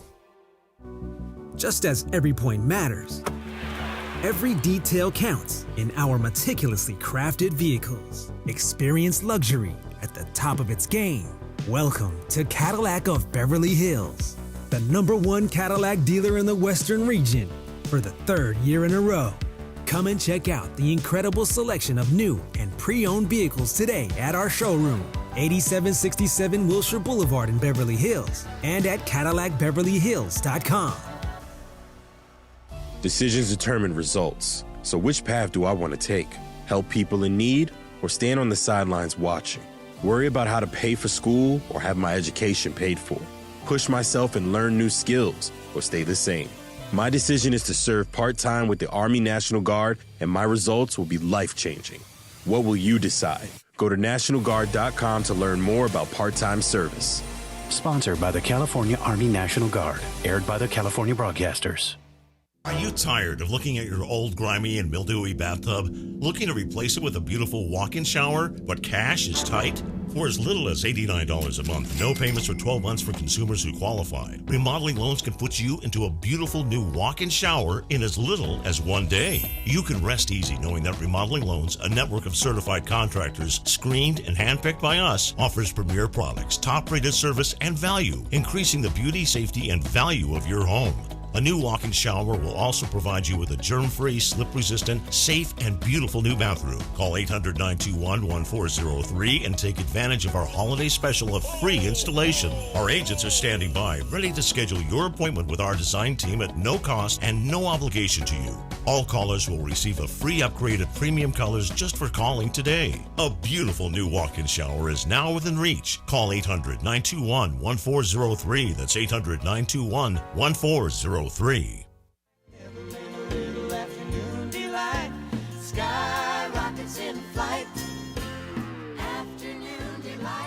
What I was just saying to DeMarco, tell Laura about that? No. No, We're doing please What's Up don't. I was so confused. Oh, now I want to know. You don't do that. Laura, you don't want to know Greg this. kept telling me, like, tell Laura. I'm like, what? No, Said no, go no. to Laura. Go to Laura. You don't want to know this. Trust me. Quarter before 3 Now o'clock. I want to know. You don't say that and then expect me. Nah, I'm a chismosa. I'm a Latina. Like, now I DeMarco, want you to can know. just try it once in a while. No, Put some high heels see, on. You don't want to know. A little before 3 o'clock, cool. quarter before, on a live imaging Tuesday on Basin and Ireland. DeMarco's here in Informace. And it is time for What's Up? Hit the thing. What's Up, Fool is brought to you by Dos Hombres Mezcal. It's fate. It's friendship. It's mezcal. Dos Hombres. And Greg says adamantly, throw it to Laura. Take it away, producer Laura. Thank you, guys. I still want to know what was said in No, that you room. don't. Good luck. Yeah, right? Never gonna happen. I'll find out. Anyways, a Colorado State QB, Braden Fowler, had an interesting thing to say about NIL. I want you guys to listen. It's about a minute, so take a listen. It's how I was raised. I didn't come here to make money. I came here to win games and play ball for the Rams. So I think if we play ball here, we do our job, we do what we're supposed to, we win championships, go to the playoff, shock the world, I think the money will come eventually. My job in college isn't to sit here and try to make as much money as I can. I know the new landscape is exciting for a lot of people. There's a lot of opportunities out there, but at the end of the day, I'm a 20-year-old kid with higher goals in life than to make money in college. And so as much of a blessing as that would be and set myself up for a long time, I think if I do my job here and we get it done and perform like how we know we're supposed to, I think there's several people on this team that will be taken care of for life after college. So apparently he's not the only one who allegedly turned down some money. He allegedly turned down $600,000 to stay where he's at. So my question to you guys is, do you find this refreshing for a player to stay with his team, or it's like, no, you should have went and got your money? I think he's being short-sighted. Yep. If someone is offering you $600,000 to do the same thing you would be doing for no money, why wouldn't you take the $600,000? DeMarco, I think it's noble. He sounds like a great kid, but I think he's not looking at the forest for the trees. I would take the money. Refreshing is not the word I'd use. Is he rich? Rich kid? Sounds like a rich kid. What was it again? Was it? Is Braden Fowler? Braden Fowler. Yeah, I'm looking up his bio. It sounds like your family has money if you can turn down cash. Some kids are playing for a completely different reason, but it is what it is. I didn't know Colorado State was that deep in that state. Like, I want to win. I want Colorado State to be the best ever. I'd never heard that before, so a little bit shocking there. So I went to Colorado for a year, and Yeah. Colorado State was a big football school for them. In Colorado, that was a big rivalry between Like, just Colorado love in and the state for yeah, them. Okay. Okay. There's absolutely love in the state for Colorado State. Because I've never been 100%. afraid of Colorado State ever in my life. I just wonder, is it something where it's like a religious thing or something? But I just can't see why anybody would ever turn down money. I'm guessing this came right on the heels of what was happening in Colorado with Dion. The wide receiver also turned down money. Yeah. So Dion is Colorado is the opposite. They're preaching money and all this stuff, and he was like, "Nope, at Colorado State, forget Sure. money. We're about winning." But That's what I thought. If they're saying, "I'll give you $600,000," Why wouldn't you take it? Why wouldn't you just be like, Because "Okay, cool"? Then I'll because sell cars. The Buffaloes are selling prime and money, and he's selling old school football mentality. But is that old? I mean, DeMarco, you were at one point a pretty heavily recruited guy. Does old school football appeal to you if someone else is It cutting you a does. big check? We did the guys on the 91 squad, our national championship team. We talk about this. If there was the transfer portal or NIL money around, we still wouldn't transfer. We would not have left each other. Well, you were winning championships. But that's what I mean. That was us. That was the UW. I didn't know Colorado State was like that. Yeah, they're not winning a championship. Okay, That's there you not- go. That's Okay. not coming down. Unlikely. Yeah. What's up, fool? I got another story that came out today regarding the NIL. So apparently Oklahoma State will be wearing, their helmets will have a QR code on the back of the helmet. And the link will take you to a general team fund for every student athlete on the roster. So everybody on the football team will be able to share this QR code in game. But so the question here is, you're watching TV, you see the QR code on his helmet. Is it going to make you take your phone out? I'm going to send the team money. Is this kind of a little gimmicky to you? Brian, there's one thing you're not thinking about. Gambling on college football in this country is gigantic. There is so much money being bet on every game. If you're a guy that's betting on Oklahoma State and he throws a touchdown pass late to get you a cover and win you a big bet, I can see a lot of guys going to that QR code, because once the QR code shows up on the helmets, it'll show up on TV, it'll show up in pictures, it'll show. I mean, all you got to do is that's the way QR codes work, right? Is if the code is there, you can take a picture of it. Right. I think that DeMarco, gamblers are going to reward players who make great plays. Really? Wow. That's what I see. That happening. invites trouble. Yeah, I don't but know. if that's I didn't think about that. If that's the you case, throw a touchdown pass. If I make a got play, you. I'm going to make sure you see that on TV. Absolutely. If that's the case, yeah. I would wear the QR code on my forehead in the post game. Right. I don't think there's any problem with this whatsoever. I actually think it's progressive, Greg. It is smart. It very much is. If you're a booster of that school, or you just want to be a booster for that school, you absolutely will just go, okay, look, I really love my team. I'm going to take a picture of that. Here's $100. Like, it might not be anything, but it's going to be split Are you amongst sending everybody. the team money or the player? It's a team fund. Oh, You're team going to a fund. team Okay. NIL Okay. fund. Heck yeah. So But it it's could, split. DeMarco, since it's an NIL fund, it could come back to the player, depending on how much money they raise. But if they're the only ones with a QR code, they're going to make a killing. I bet you a bunch of other schools copycat this now. How much money would Reggie Bush make? Well, they think question. Caleb Williams Yeah. made upwards of $5 million when he left Oklahoma and came to USC. So figure out. Back in the day. Oh, my Reggie God. Bush would have made probably twice that. Oh, wow. Each Yes. won a Heisman. So, I think it's comparable to Caleb. What's up, Foo? All right, Simone Biles was doing a Get Ready With Me TikTok video, and she shared during the video that during the closing ceremony in the Olympics, she went to celebrate after at a club, and the club tried to charge her $26,000 for a bottle of champagne. One? She said, just one. She said, are you insane? Obviously, she goes, I didn't pay for it, and I wasn't going to. But my question to you guys is, you guys are high-profile individuals, DeMarco, John, Greg, and Chris. My thing is, do you guys see this happening to you guys? Like, if regular old me goes to a club, the bottle's like $300, but they're like, oh, DeMarco Farr, John Ireland's coming in. Their bottle is $4,000. Right. Have you guys experienced that before? Oh, yeah. This is the club marking it up because they think Simone Biles can afford it, and she was smart to call them on it.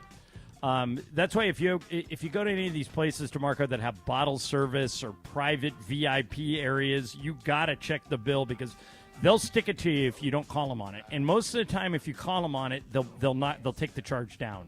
A fool and his money shall soon part. Is that what it is? Yeah. Yeah. But I mean, of course. But what service are you getting with the $25,000? It's not just one bottle of champagne. One bottle. It was one bottle of champagne. You're not going to get your own area? Yeah, Your VIP I mean, I'm area? sure Your she couches? had She was that, probably but in the VIP. She was already area. in there. Everybody else is in my entourage is drinking for free that night? Right. Yeah, and I'm sure it just wasn't for one bottle. It can't be. She made it seem like okay, on that's her video. Yeah, That's that's why I crazy. asked one. No. Yeah, she said one bottle. Yeah. Yeah, I'm not walking into Tao and You're bringing your and limo. being- You're taking me home. You're bringing me food. The whole nine. Yeah. Yeah. For $25K? Yeah. I'm getting the whole treatment. 26. $26K. I could see them. I could see a John or DeMarco walking into a club and then raising it. They're not going to. For me and Morales, I don't feel like they're going to be like, those dudes You got never money. know. Nah, that's not the case. What's up, Foo? All right, guys, got a story out of Little League World Series. A little quick update on Hawaii. The West, they moved on today, so they're still alive. Hey! Hawaii's still playing it. Our embedded reporter. Right. So the West still representing. Yes, but this sir. story comes after the Little League Classic that they had. I think it was the Tigers and Yankees that played a big league game over there in Williamsport. And it comes from the New York Staten Island coach. Apparently not happy with some of the Yankee players, specifically Aaron Judge, had some scathing thoughts, as Sports Illustrated said. Apparently didn't turn around or acknowledge the kid, and the coach said, quote, how about turning around, wave to the New York and to these kids that think you're their hero. They're the ones who pay your salary. They were a little disappointed. Later on in the article, he said maybe he'll see this, turn around, and come, back to the kids.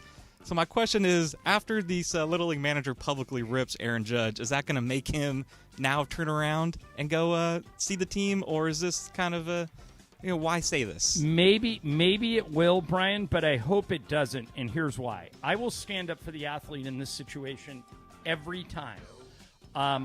I've been around sports and professional athletes my whole career. The demands on their time and their demands on that what fans want them to do. And now that everybody has a camera in their, hey, DeMarco, will you stop and take a picture? Hey, DeMarco, will you sign this? You do what you can, but at some point you got to do your job. And I'm sure Aaron Judge was locked in, DeMarco, behind home plate, concentrating on the pitcher, trying to figure out how he could get a hit. And that's why he didn't turn around. Aaron Judge has been a stand-up guy ever since he's been with the Yankees. He's done a lot of stuff for charity, a lot of stuff for the community. I have zero issues with Aaron Judge concentrating on the game and not walking over these kids during a game. Now, if this would have been outside of a game and you want to talk to him about how he spends his time, that's a different story. I still would probably support Judge, but I don't think it's fair to pick on him for this. How about you? I totally agree, but I mean, it takes nothing, no effort, just to turn around and wave. Right. That's what Michael always says. Give him a nod and then go back to business. So, I mean, but I just can't. It burns me up when people say, I pay your salary. No, you don't. No, you don't. I've never seen you before. About the kids. Yes, I've never seen you before in my life, sir. You don't pay my salary. But it takes nothing to go over and wave, though. It really doesn't. I'm with DeMarco. It really does not take much to just turn around and wave to somebody. It's not a big deal, but also he's probably going to go do something now. I think that will. Yeah, to he your probably will. He probably will. A crisis PR firm would tell him you can make this go away with one trip to that school, so he probably will. Also, it's in the middle of the game, and you just can't expect anybody to do anything like that. So I agree with you. Yep. What's up, Foo? All right, guys. So we have seen a lot of restaurants do the all-you-can-eat kind of bundles or happy hours, and Applebee's is notorious for this. So a group of people went to do the all-you-can-eat for $15.99 and did not see that it was per person. So they paid $16. A manager came over and said, hey, you guys have about 5 people in your party. You guys owe this much money. It got a little heated, and some people ended up arrested due to this because of disorderly conduct. I won't get into all of that, but I want to know, have you guys ever gone to an all-you-can-eat restaurant and try to pull a fast one on them?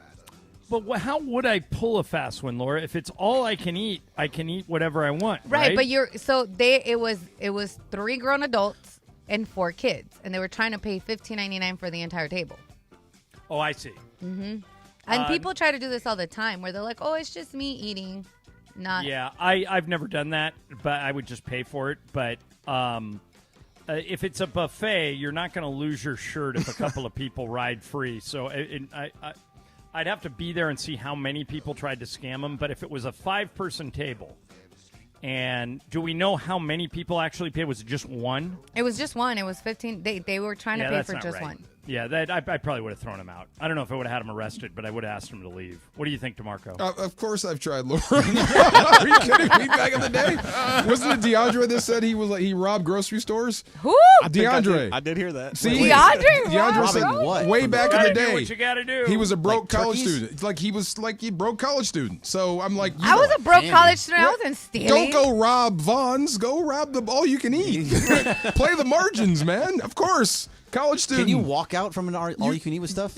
All they can do is chase you.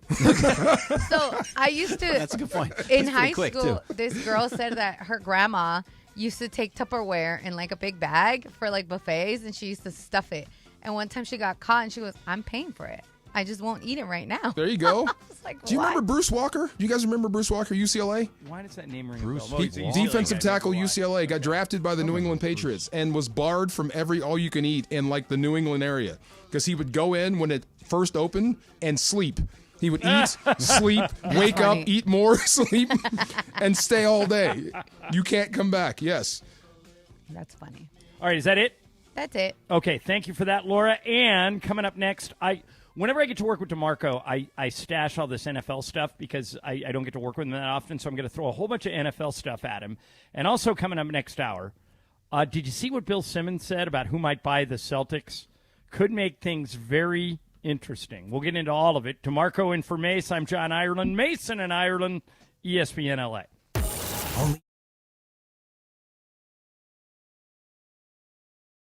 Really excited to see the new schools come into play at the Coliseum. Obviously, you're going to have Notre Dame to finish the season. That's always a special game. But seeing Nebraska showing up, Penn State showing up. LSU at the Collie, that's what I'm really looking forward to. I think both programs, the men's football program and the men's basketball program, are moving in the right direction. And the women's basketball program at USC is going to be ranked top 5 next year.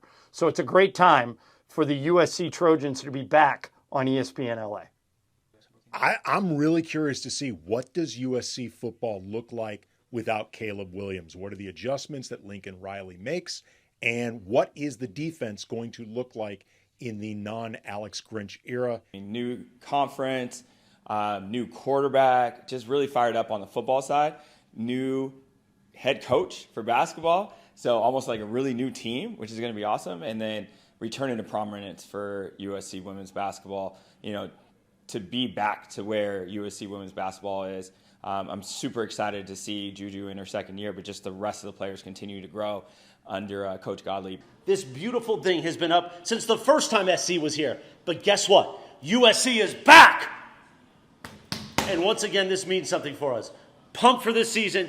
USC Athletics back on 710 ESPN. Sleep weekdays after Unsportsmanlike on 710 ESPN. Escape to paradise at Terranea Resort on the breathtaking Palos Verdes Peninsula. Enjoy 102 acres of oceanfront luxury with panoramic Pacific views. Relax in style with a variety of accommodations, from elegant guest rooms to private villas. Indulge at diverse dining venues and rejuvenate at the award-winning spa. Visit Terranea.com to book your stay today. Terranea Resort, luxury on the Southern California coast. 710 ESPN, your home for the 17-time world champion Lakers. KSPN Los Angeles, a Good Karma Brands radio station. Little after 3 o'clock on a Tuesday. Live Imaging Tuesday on Mason and Ireland. Little Baker Street, Jack. Oh, this is such a great song. By the way, Friday night is our ESPN LA Fantasy Football Draft Party at Hollywood Park Casino. Here's what we've been doing this year. We've been giving away slots, building our own teams of fans so you can meet new friends. Maybe meet a new girlfriend, a Heina, or a new boyfriend. What's a Heina? Not a Heina. A friend. Just say a friend. It's nicer. We're going to need that drop, Ryan. What's a Heina? Anyway. I seriously don't know. It's like, It's a breezy. Yeah, like a breezy. Oh, okay, got it. Anyway, we have one slot left. One slot left. For someone to meet a Heina? Meet a Heina or just play fantasy football with a team. And have a lot of fun, too, because, DeMarco, you come. Oh, no, you're traveling. You're in Texas. Be rolling, yeah. Yeah, you won't be there this year. But you can be. Caller number 7 right now at 877-710-ESPN. You're going to talk to producer Laura. She's going to get your info. She's going to be like, what's up, yo? And then you'll join us Friday at Hollywood Park Casino for the Fantasy Football Draft Party. Only call if you could be in Inglewood on Friday afternoon, Friday evening. Don't call and then 2 hours later go, oh, man, I can't be there. We've already had that today. That's why we got one slot left. Okay. You know what I'm saying? Yes, sir. You feeling me? Feeling you. There we go. By the way, DeMarco, do you like Mexican food? I do. All right. And when you go to Houston, there is a chain of Mexican restaurants down there called Papacitos. Yes. Papacitos, okay. There's also a sister restaurant called Papados, Deaux. That's a seafood kind of hangout. I've had Papados before. In the airport? Papacitos is excellent, and they're all over the city. So since you're going to be there for a while, Papacitos. You flying to Hobby or Bush? Perfect. I'm not sure where we're landing. Let's see. You hope Bush. Arrive. Bush is downtown, and the Intercontinental's IAH? way outside the city. Yeah, that's Bush. That's this. Okay, that's where we're going. All right. Yeah. Awesome. That's you're pretty. No, it's Hobby you want to go to, right, Chris? That's downtown. No, Bush is downtown. Okay. Yeah, Hobby is in South Houston. Okay. It's going to be 97 degrees tomorrow. And 97% humidity. That's actually 58. Oh, that's on game day, 70%. But isn't that stadium has a roof? Yes. It's so loud, though. NRG is one of the loudest places I've ever been. Fun place. I can't wait to see C.J. Stroud up close. He's not going to play. If you get an practice-wise, yeah. DeMarco, if you get an off day, the where the Astros play, it's kind of a thing to see. It's an absolute bandbox. I mean, of a field, but it's the football stadium, the baseball stadium, and the basketball arena are all basically in the same neighborhood. Wow.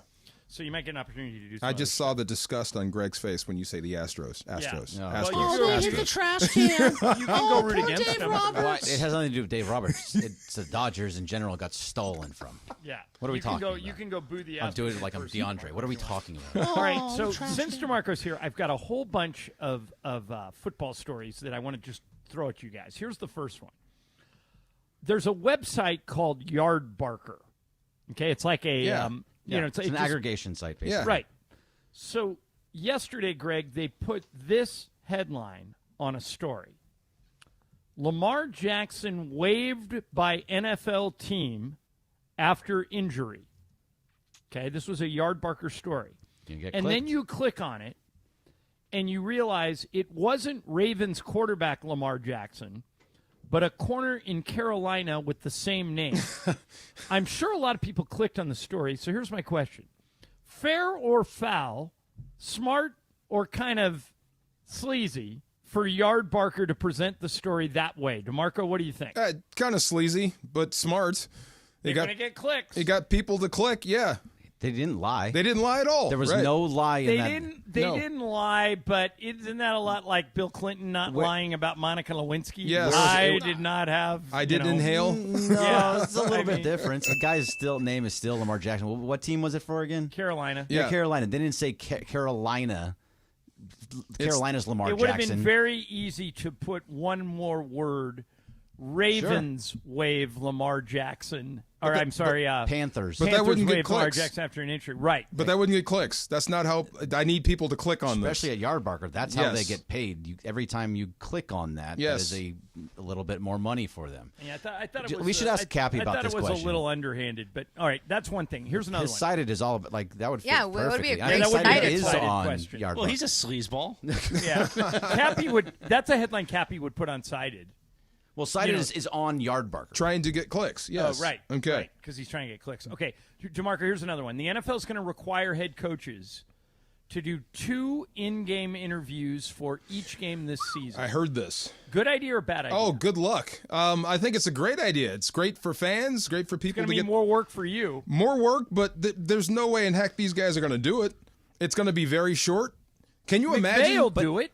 Can you imagine talking to Sean McVay at halftime if Stetson Bennett is his down quarterback? losing. Right, and you're down. And you're down. He's not going to want to Oh talk my to you. God, this is going to be fun and explosive. Yes. So is that helping the audience at that point then? Just Of course. because they see him? Well, how? Well, don't you guys? What do you guys get out of the basketball interviews with the head coach? No, I like them. Yeah, me too. Here's what I'll say about them. You like when asking the Greg coaches to do Popovich it. goes, no. The more access, the better. Well, I think Greg Popovich comes off as an ass when he does that. So, I mean, we do get something out of it. We see that Greg Popovich can be an ass. But the thing about the coaches, anything they'll admit to, I want more access, not less. I enjoy hearing, like, I always enjoy the NFL film stuff where they got guys mic'd on the sidelines and you get to hear stuff. And so anybody that wants to talk, I think it enhances the broadcast. I'm all for it. Can you imagine sleeping the night before knowing you have Mike Tomlin the next day? Oh, my God, right. And twice. Right. I mean, I just don't think that they're actually going to give you anything at that point. If you're doing I think this there's going to 2 be an times. understanding. Look, you're going to have to do this. This is like Hard Knocks. Nobody wants it, but hey, look, you're going to have to do this. So give them a little bit of something and just roll on. If they're going to be honest and give us things that are actually interesting for us, or they just give us coach speak, if it's just coach speak, I don't need that at all. That's just a waste of time to me. So I don't think, I mean, look, I'm all for all the access, but that access has to lead to something. If they're not saying anything. You'd rather have Terry Bradshaw fill those 2 minutes from the studio? I wouldn't. But if they're not saying, if the coach is not saying anything, I don't but what see are the studio point. shows saying? Well, I mean, at least they're trying to break down a game. They're telling you what was happening on the field, what as former players what they saw. Just like for the NBA, when it was NBA on TNT, I'd much rather it go back to the NBA on TNT instead of hearing whatever coach, it happens to be Steve Kerr, not say anything. That's All right, here's boring another to me. one, DeMarco. The NFL is testing Sony's Hawkeye technology during this preseason. This would replace the chain crew that we've always used to measure whether or not an offense has successfully converted a first down. So they're gonna get super technological and have an exact 10 yards electronically. Good idea or a bad idea? I liked it, and J.B. Long said it perfectly. This is a billion-dollar industry that's being, determined by chain links. Something just doesn't make sense, right? So if you can make it more accurate, like when the punter punts it out of bounds, how they judge that angle and where it went out. Well, there's a chip in the ball. They could tell you exactly where it went out. But I like this technology. I think it happened on Saturday with the Rams. But the only thing was you didn't see it being measured. They just told you it was good or bad.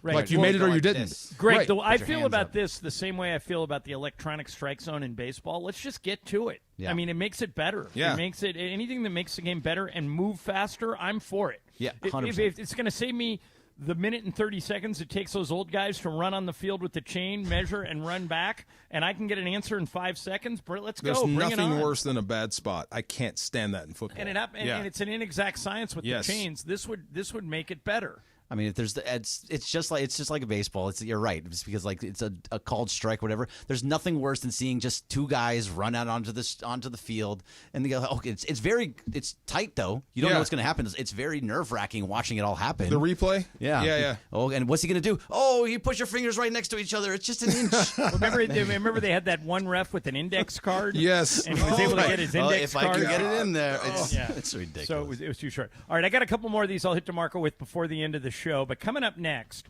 did you hear what Bill Simmons said about the Boston Celtics ownership? This would be a staggering change in the NBA if it happens. But Bill says he knows he's right and he thinks it's going to happen. So we'll play it for you and you can hear it next. It would be things very interesting. First, let me tell you about the great Dr. Monica Madden at Beverly Hills Orthodontics. Love Monica. She is a ball of energy, super fun, super nice, great dentist. They love at Beverly Hills Ortho supporting their athletes. Whether you're on the field, the court, or the track, Monica and her team will ensure you get the best orthodontic care to keep your smile strong and healthy through every practice and game. By the way, if you don't like your smile, if you got anything going on with your teeth, go call Monica and see what she can do for you. Or go to this website, BeverlyHillsOrtho.com. BeverlyHillsOrtho.com. Or if you want to call her, 877-7-LET'S-DO-THIS. 877-7-LET'S-DO-THIS. That's the number for Beverly Hills Ortho. That's the number for Monica Madden. She has 4 locations. And because of that, your orthodontic treatment is convenient no matter where you are. Again, the number, 877-7-LET'S-DO-THIS. 877-7-LET'S-DO-THIS or BeverlyHillsOrtho.com.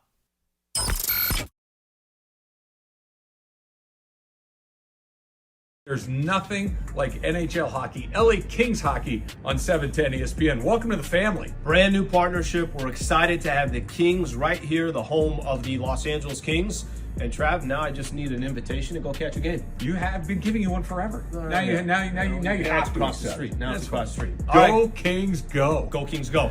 The Kings are back on 710 ESPN. Believe it or not, I did pregame for the Kings 25 years ago. Damn, I'm old. Luke Robitaille, the rest of the Kings organization couldn't be more excited. Go Kings, go. Go Kings, go. Nothing like live hockey. Nothing like seeing it in person. Nothing like watching it on TV. Nothing like listening to it on the radio. And we've got them on ESPN LA. Go Kings, go. We're so excited. The LA Kings have found a new home right here on 710 ESPN. Can't wait to see you on the ice.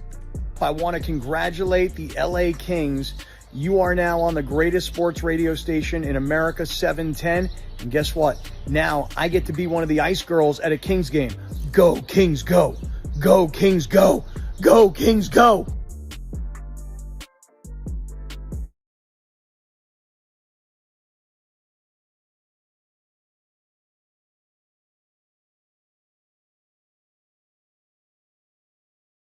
(917-5256), 818-917-5256, or visit AvnerGat.com. That's AVNERGAT, AvnerGat.com. You call Avner Gat, 818-917-5256. Avner takes the call himself. Hello! Life insurance. Why are you putting it off? Can't afford it? Too much hassle? Think you don't need it? There's lots of excuses for putting off life insurance. But if you weren't there, who would pay the mortgage and other bills? With Ethos, you could be covered in 10 minutes and boom, family protected. Ethos, fast and easy online term life insurance. Up to $2 million in coverage with no medical exam. Some policies as low as $1 a day. Answer a few health questions and get your free quote at getethos.com. That's getethos.com. It would be the best story, not only in tennis, but maybe in sports. We were just two young black girls playing in Compton. This is not normally how that story goes. I looked different. I played different. I was more emotional. I was better. I was stronger. I had muscles. I was something that no one had ever seen before, ever. Stream the ESPN Plus original series, In the Arena, Serena Williams, presented by Morgan Stanley, now on ESPN Plus. Hey, it's Travis. And Slee. By now you have heard about our good friends at the law office of Joseph S. Normand. When my son Bobby was in an accident, we called Joe and he hit it out of the park. That's why I trust Joe. No insurance company is ever on your side. Anything you say to them can and will be used against you. Joe and his team will treat you like family, get you the medical attention you need, and the max compensation you deserve. Call 213-747-2000. That's 213-747-2000 or visit normandlegal.com. The law office of Joseph S. Normand.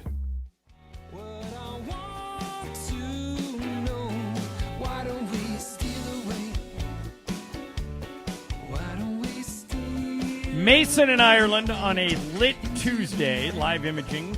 Chris Morales will be popping in and out. I'm right here, throughout John. the show. I thought you were going to take it. Oh, my God. No, because these guys keep bothering me in the break. Bothering what? They're telling me my eyes are red and stuff. I've been in here. I haven't done anything. They're red. It's my allergies. You haven't left, but your eyes are bright red. Maybe I'm just sleepy. Maybe. I'm very proud of our interns. I went in there because I asked them to help me with the task for the GKB month. Yeah. And they were listening to Rascal Flatts. Really? Yeah. What's wrong with Rascal Flatts? What's wrong? Nothing. Yeah, what's wrong with Rascal Flatts? No, I said I'm proud of them because they're really, really young, and Rascal Flatts, that song is really old. They've been around for a while, right? Well, they all those interns probably watched the Cars movie where they covered Life as a Highway. That's not the song they were listening to, but they did talk about that it was on the Hannah Montana movie. I was like, God damn. There you go. You see, now you're going to Hannah Montana movie. That's what they went. Yeah. Broken Road. I love that song. All right, so the Boston Celtics are for sale, and boy, if I had unlimited money, I would buy him and then tank the team, and then just let the Lakers dominate them for 30 years. But just trade everybody. Yeah, it'd be great. But for like that's the not what's going to 15th happen man on your roster. because I don't have $6 billion. That's right, you heard me. Bill Simmons, the sports guy who grew up a Celtic fan, longtime Celtic season ticket holder, has been hearing things. And he said this on his podcast recently. Pay attention to not only how much money he thinks they're going to go for, but who he thinks might buy the Celtics. Here's the sports guy. The league wants $6 billion for the team, for the Celtics. $6 billion. They don't own their arena. It's a crazy price, but they're probably going to get it. So there's that. They want the $6 billion because they want expansion teams in Seattle and Vegas, and then Mexico City's kind of looming as a third team, but they want to get $6 billion apiece for the two franchises for expansion, which would mean a check of $400 million to every NBA owner, all 30, right? So they're trying to establish a price with the Celtics team. And the Celtics themselves, the Grossbeck family, because the dad of the majority owner, Wick, is driving the sale, and he's there's no favorites.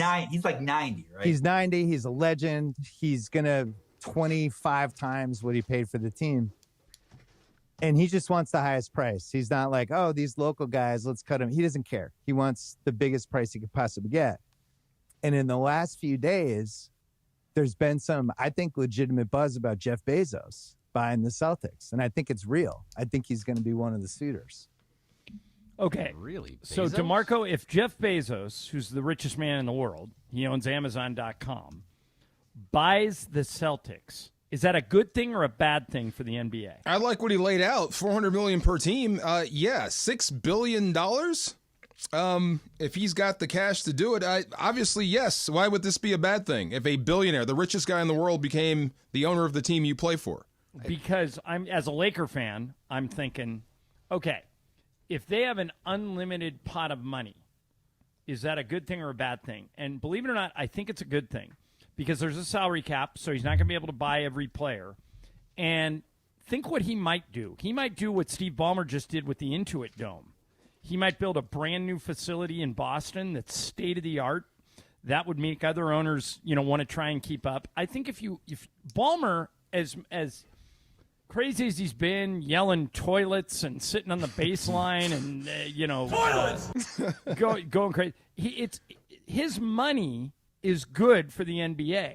And if I'm one of the other owners, and you're telling me that if I vote yes on Jeff Bezos, I get $400 million without lifting a finger? Easy yes. Voting yes? Yes. Yeah, why wouldn't I? It just depends on what kind of owner he's going to be. Is he going to be like Mark Cuban or, Steve Ballmer? Let's say he's just like Steve Ballmer.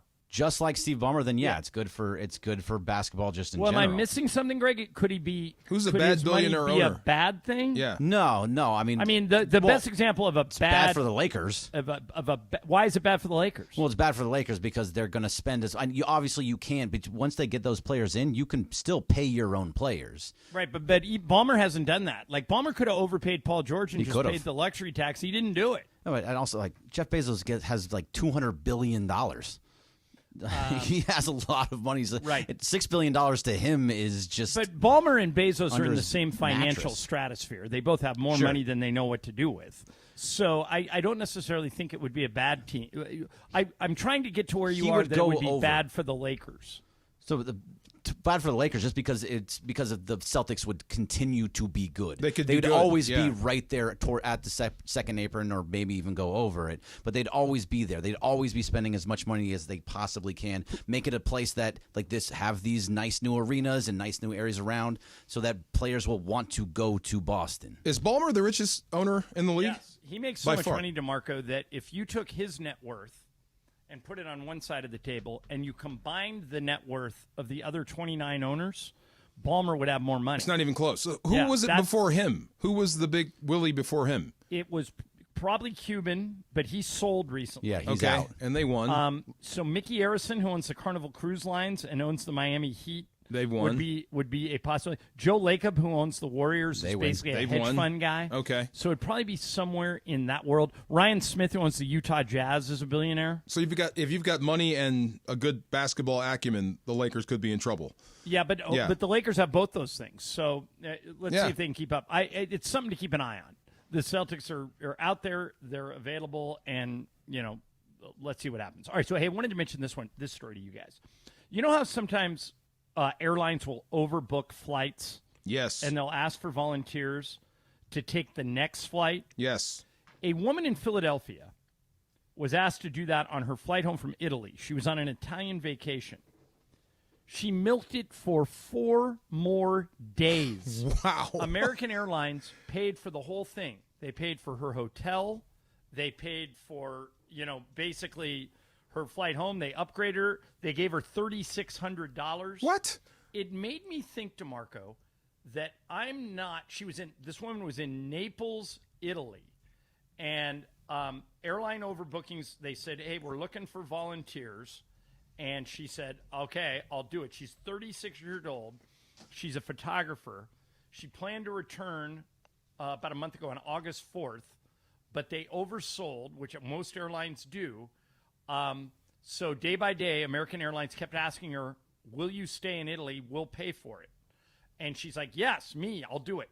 I've never been able to take advantage of this particular thing. She bumped 4 times to stay in Italy, and they paid for it. They just kept paying, yeah. And they just kept paying for her. Am I doing this wrong, or would you? Have you guys ever taken advantage of that? Like if they say I need volunteers, it always happens, and for some stupid reason, I always need to get home, or I always need to get where I'm going, and so I've never been able to take advantage of it. I'm starting to think. Maybe I go in a day early on some of these trips just so I can take advantage of this. Have you guys ever done that? Never. I've been asked. I've turned them down every single time. Yeah, I always just want to get home. If I had the ability to stay, I would stay. But for the most part, like you, John, I got to go home. But the most I've ever been offered is like $500. I was gonna say, like for me, when we were in Dallas, we had pretty decent seats. and they were looking because they had a group of like 15 people that they needed to get on. And I was like, okay, cool. Like, I'll do it. And they were super rude. And I was like, you know what? You needed my seat and you were a bleep hole. So now I'm just going to take it. So I didn't do it. But I've never been asked, like, I've never been offered, actually. I've never been offered more than X amount, but never to cover like my full stay there. And now maybe things have changed because I know like airlines have changed. There's laws now that have changed certain things, so maybe this is why it affected her now. Well, let me tell you something about the airlines. I've got a lot of friends that work for the airlines. Obviously, I've made friends with a lot of the flight attendants over the years, and they oversell every single flight. Yeah, they do. And what they do is they're counting on 5 to 10 people to change their flight. That's what normally happens. So if they oversell it by 5 to 10 people, they normally hit it right on the number. Now, when nobody cancels, that's when they get into trouble. And this woman, her vacation extended, it included several $1,000s in 4-star hotels, including one called the Grand Hotel Van Vitelli, private cars, swanky meals, Italian wine, complimentary flight vouchers. She also bonded with 7 other bumped flyers, and they created a TikTok account called Camp American Airlines. Wow. And everybody was encouraging her to milk this situation for all it's worth. She did, and good for her. If the airlines are going to keep paying for her, she got a whole extra week out of it. She said she was mentally prepared to stay for 2 weeks. Wow. What she did, what she ended up doing was 4 days. But I don't know. I guess, again, I think laws have changed because I was on a 12-hour delay with American Airlines.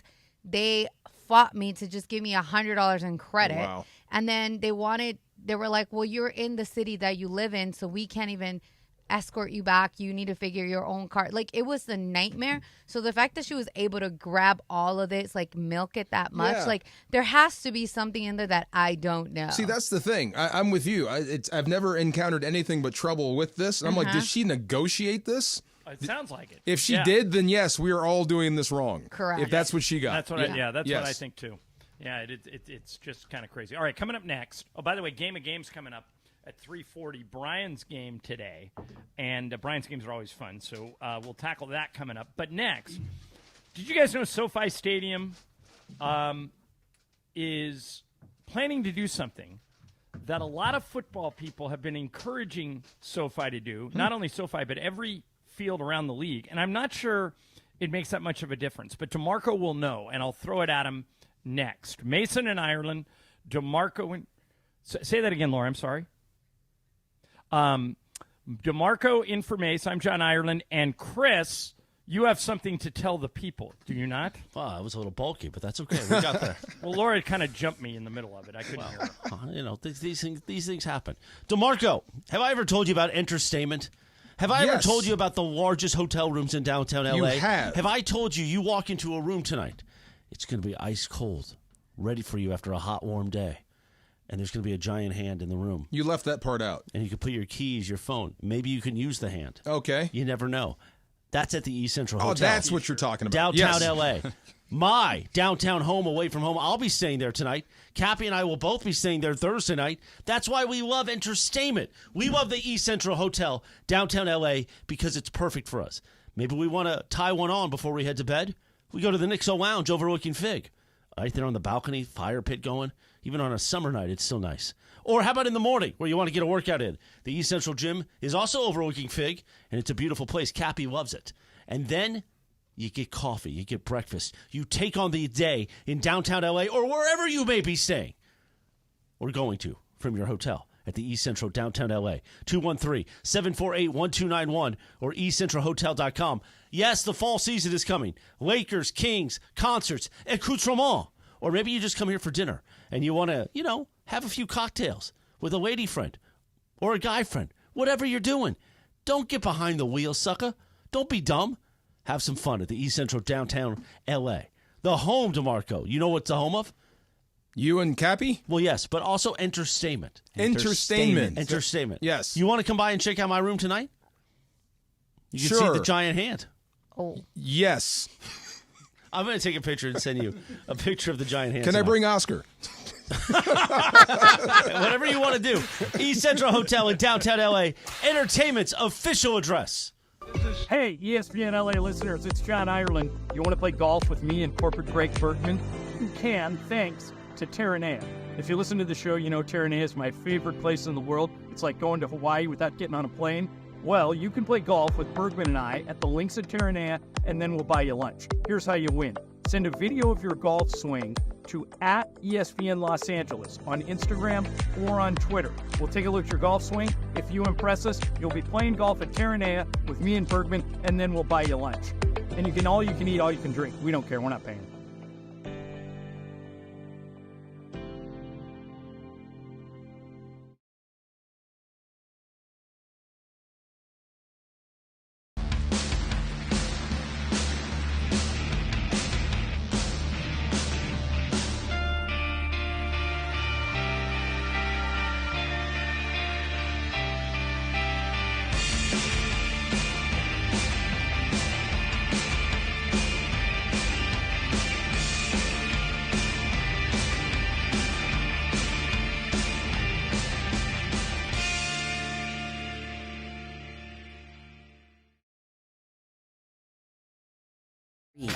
With ZipRecruiter, one click sends your job to hundreds of top job sites.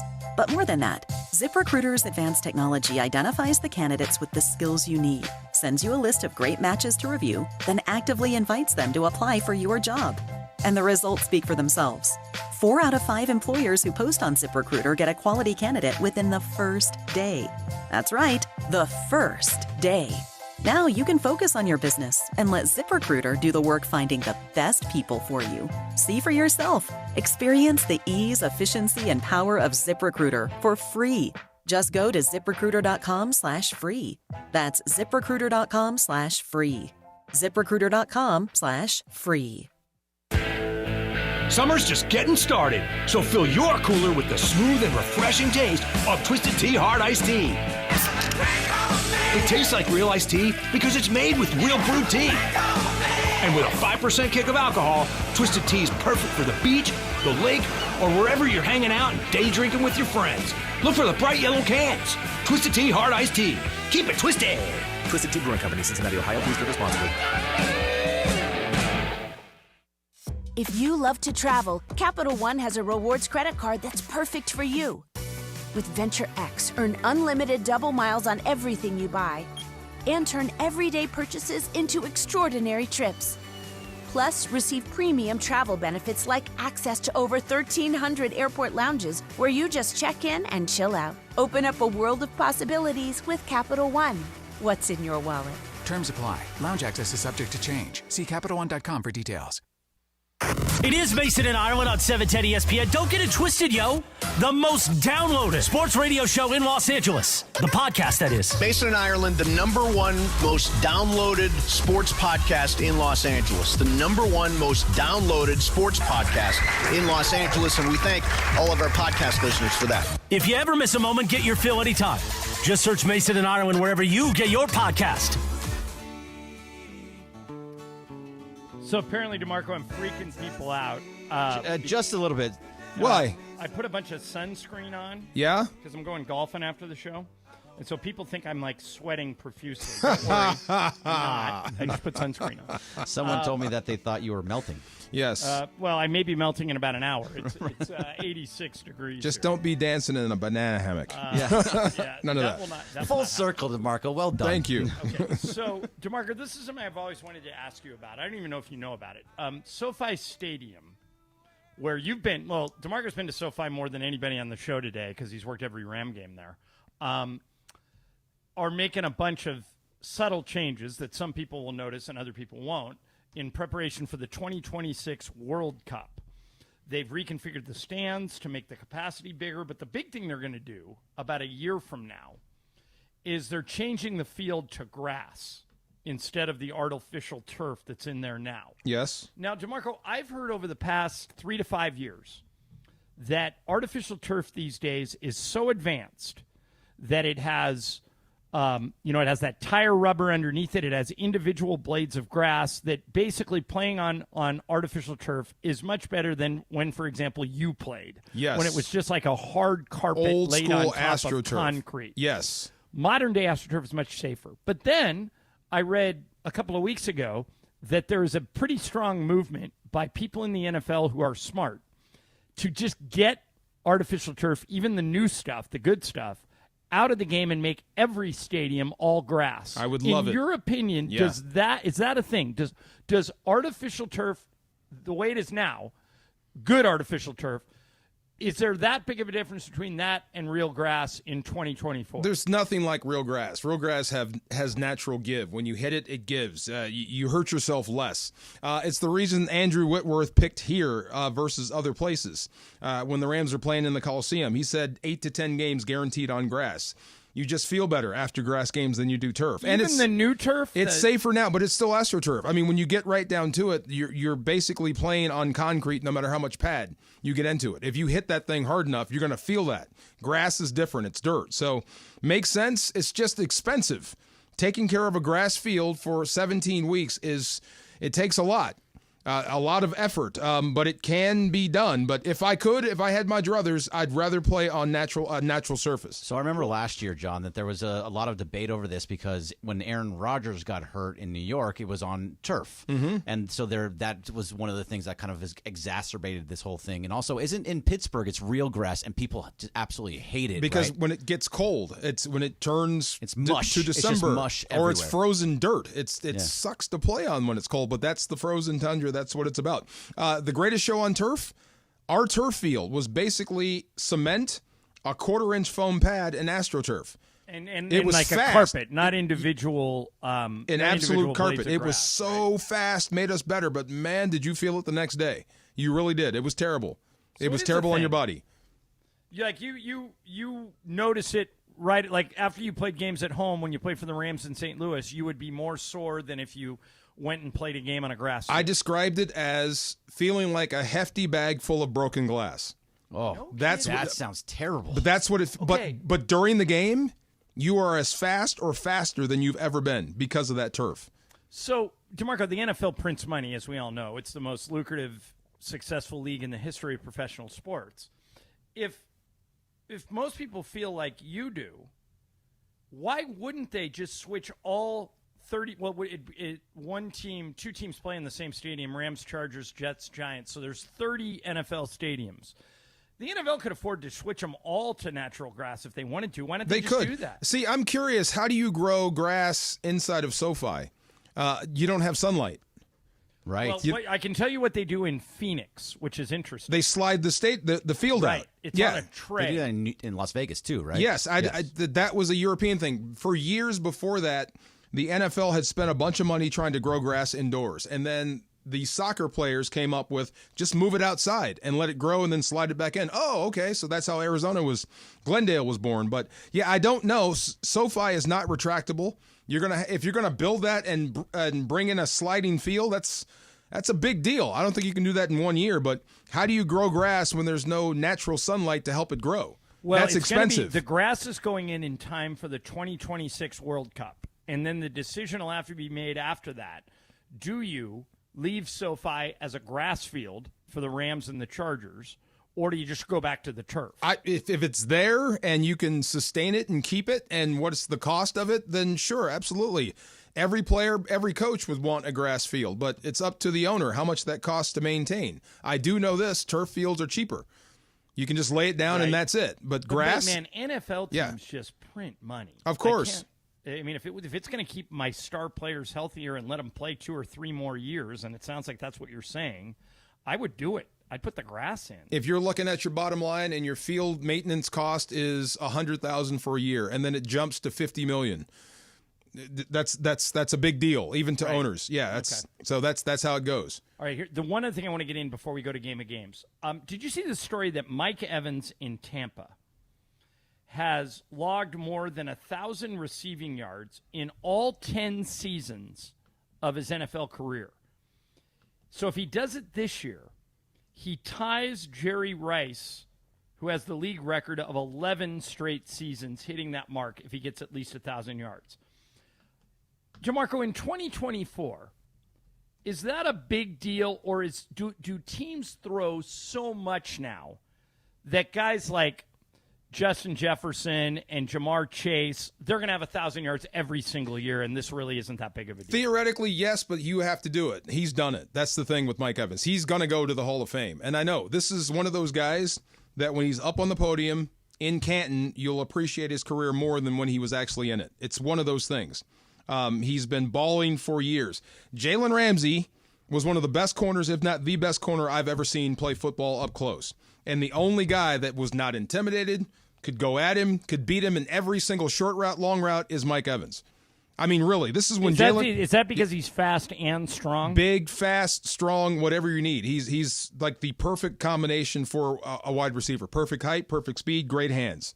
Yeah, no shock. Like I said, at the end of this thing, 5 years from the day he retires, he'll be up front on a podium in Canton. All right. So you're right. I mean, it seems like all these great receivers could get 1,000 yards. By the way, do you think? But you got to do it for 10 years. Do you think? I mean, this is going to take you back when you had Isaac Bruce and Torrey Holt on the same team. Is it conceivable that Puka Nacua and Cooper Kupp, if they both stay healthy, could each go over 1,000 yards? I'm sure they could. Was Kurt Warner back in Arizona had 3,000-yard receivers. So it's doable if they stay healthy. If they stay healthy, and Matthew Stafford stays healthy, of course. Two receivers that can get open, a coach that can get you open, and a quarterback that can get it anywhere. Absolutely. That's possible. Right. Coming up next, game of games. Brian Cohen's game today. Brian always does great games, and he'll do it next. DeMarco in for Mace. I'm John Ireland, ESPN LA.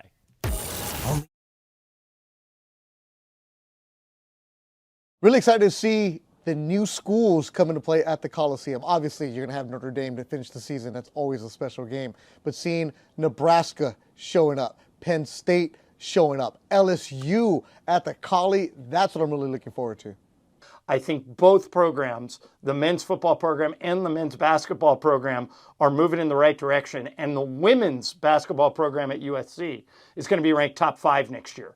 So it's a great time for the USC Trojans to be back on ESPN LA. I'm really curious to see, what does USC football look like without Caleb Williams? What are the adjustments that Lincoln Riley makes? And what is the defense going to look like in the non-Alex Grinch era? New conference, new quarterback, just really fired up on the football side. New head coach for basketball, so almost like a really new team, which is going to be awesome. And then returning to prominence for USC women's basketball, to be back to where USC women's basketball is. I'm super excited to see Juju in her second year, but just the rest of the players continue to grow under Coach Godley. This beautiful thing has been up since the first time SC was here. But guess what? USC is back! And once again, this means something for us. Pumped for this season. USC Athletics back on 710 ESPN.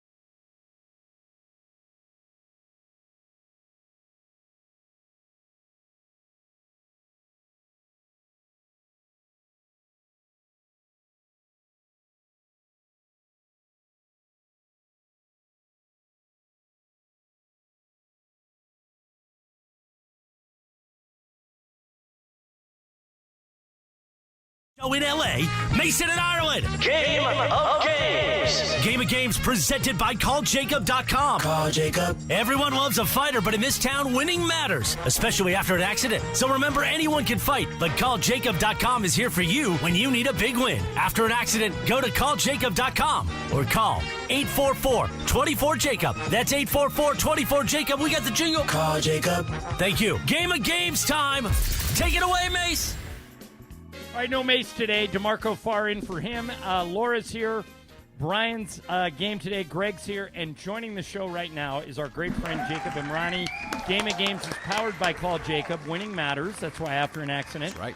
You go to calljacob.com or call 844-24-JACOB. That's 844-24-JACOB. Jacob, how are you? John, I am doing wonderful. How's vacation? Excellent.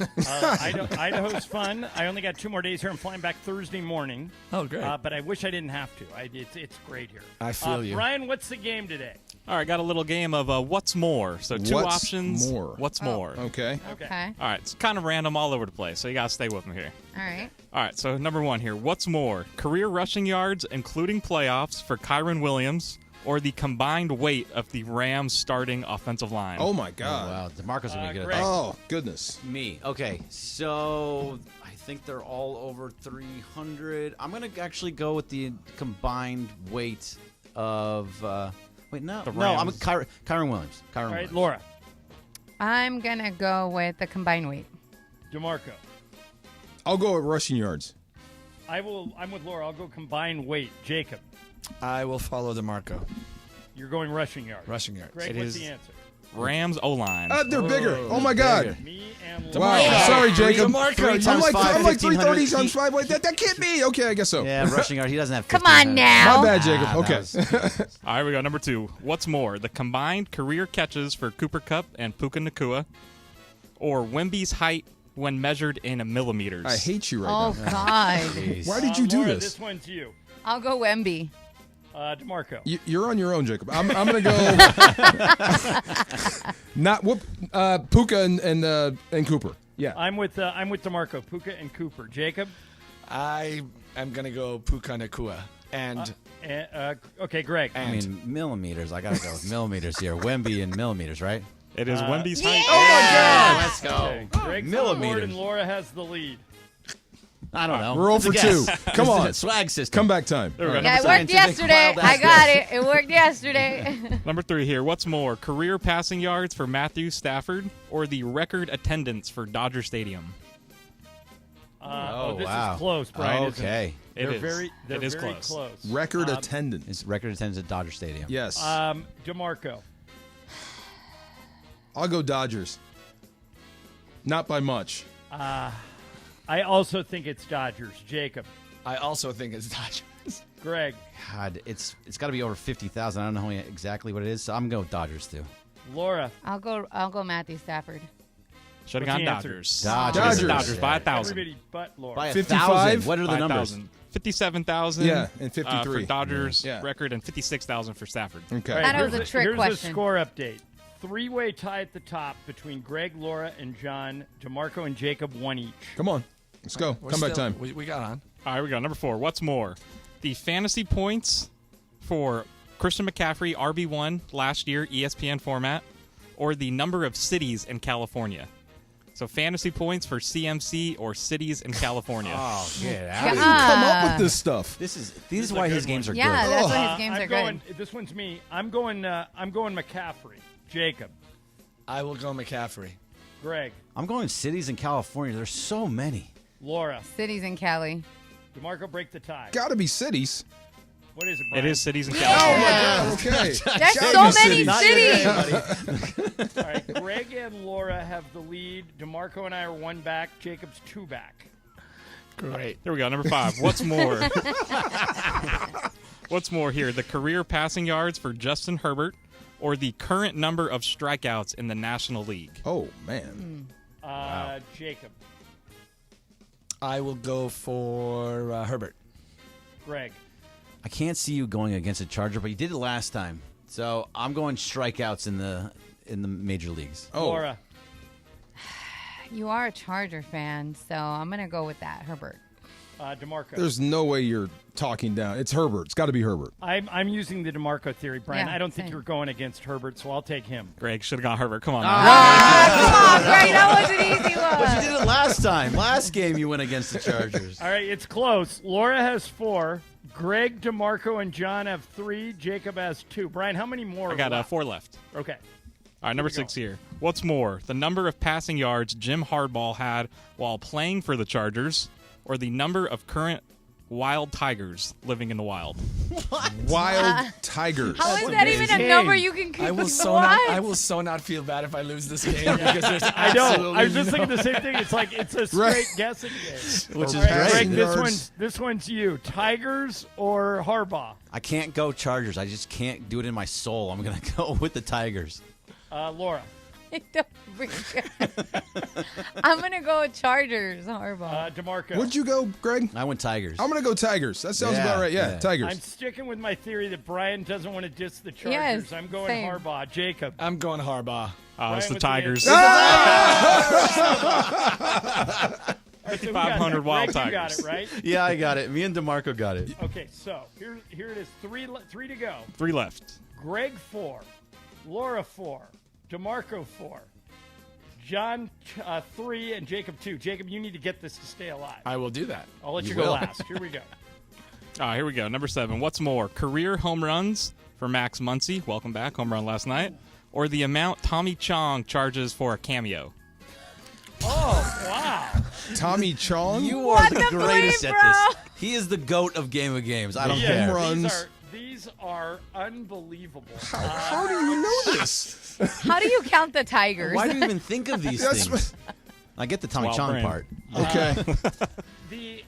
Okay, so one of you guys who has the lead needs to go. Laura, you go first. Okay. I don't even know what we were talking about. Sorry, Tommy. It's Max Muncy, I'll go career Max home runs, Muncy. Tommy I don't Chong know. cameo. Max Muncy. It's got to be close. It's me? Who? I don't know. Oh. You guys sure. have 4, Go so ahead. one of you. Yeah, go. no. Okay, so Laura, you guessed what? Muncy. All right, Greg. It's got to be very close. I'm going to say Tommy Chong. All He right, needs the DeMarco. money. He wants the money. It's got to be Tommy Chong, right? I'm going Yeah. Muncy. Jacob. Who do I have to go against? Well, Everybody? yeah, you can pick whoever you want because everybody. Yeah, everyone picks All him. right, I'm going to go with Tommy Chung, too. What's the answer, Brian? It is Max Muncy. I forget. Did I say Max Muncy or Tommy Chong? You said Tommy Chong. Oh, man. All right, so Jacob, You're in my been head now. eliminated, but because you came all Totally the way forgot. in, I'm going to let you play to the end. Well, I appreciate that. Laura 5, Greg 4, DeMarco 4, John 4, Jacob 2. 2 left, Brian. 2 left, yes. Okay, Okay, Laura, you I got to don't go have to first go again. against Here you. we go. Here we go. What's more, Khalil Mack, career sacks, or the number of films Adam Sandler is credited in, according to IMDb? Oh, All right, Adam Okay. Sandler. so many. You're going Sandler. I'm going Okay. Sandler. I will go Khalil Mack. DeMarco. Khalil Mack. Yeah, Greg. I'm going Khalil Mack, too. You can't go Jacob. against the Charge twice. I'll go Mac. What's the answer, Brian? It is Khalil Mack. That's a lot of movies. Come That's a lot of on. movies, All right, right? He's in a lot of them. Yeah. Brian, 2 left or 1 left? 1 left and a tiebreaker. What was Okay, the so number here's- for both? Get a load of this. 101 career sacks for Mack and 87 credited movies for It Sandler. wasn't that far I off. thought I went with that because of the damn Lions or whatever. Okay, get a load of this. Greg 5, Laura 5, DeMarco 5, John 5, Jacob 3. Oh. All right, so One this left. is this could determine it. Brian, what's the last one? All right, number 9 here. What's more, career passing touchdowns for your guy, Gardner Minshew, Okay. or total number of medals the home country France won this past summer games? Wow. Okay, DeMarco. Oh, my goodness. Minshew or medals? I'll go medals. No way are you letting the Raiders win something. I'm going medals. Greg. You did this because you know I can't go against the Raiders, but to win a game, I'm gonna go with the medals. Laura, you could win it if you go the other way and you're right. I know, but he's a Charger fan, but I'm gonna go Minshew. Okay, Jacob. I'm going to go medals. What's It the is answer? France medals. I knew there was no chance. Yes. No Laura's chance. out. Laura. It's Oh. Well, it's because I wanted to see if I could win. Yeah, no, it was Yeah, smart. I Blip you, admire- Brian. Yeah, I admire what you did. All right, so it's a 3-way. The tiebreaker is between Greg, DeMarco, and John. DeMarco, get something to write with. Get something to write on. Greg, you got something to write with? Sure. Okay. My brain. Brian, what's the question? All right, tiebreaker here. What was the attendance at SoFi Stadium this last Saturday for Rams-Chargers according to ESPN's box score? So just the total attendance. Just the total in that attendance. Closest to the number. Okay. I did I'll not go first. see- I can't write anything down, so I'll go first. I'm going to say 13-53. Wait a minute. You're saying only 13,000? Yeah. Why not? No, that's way low.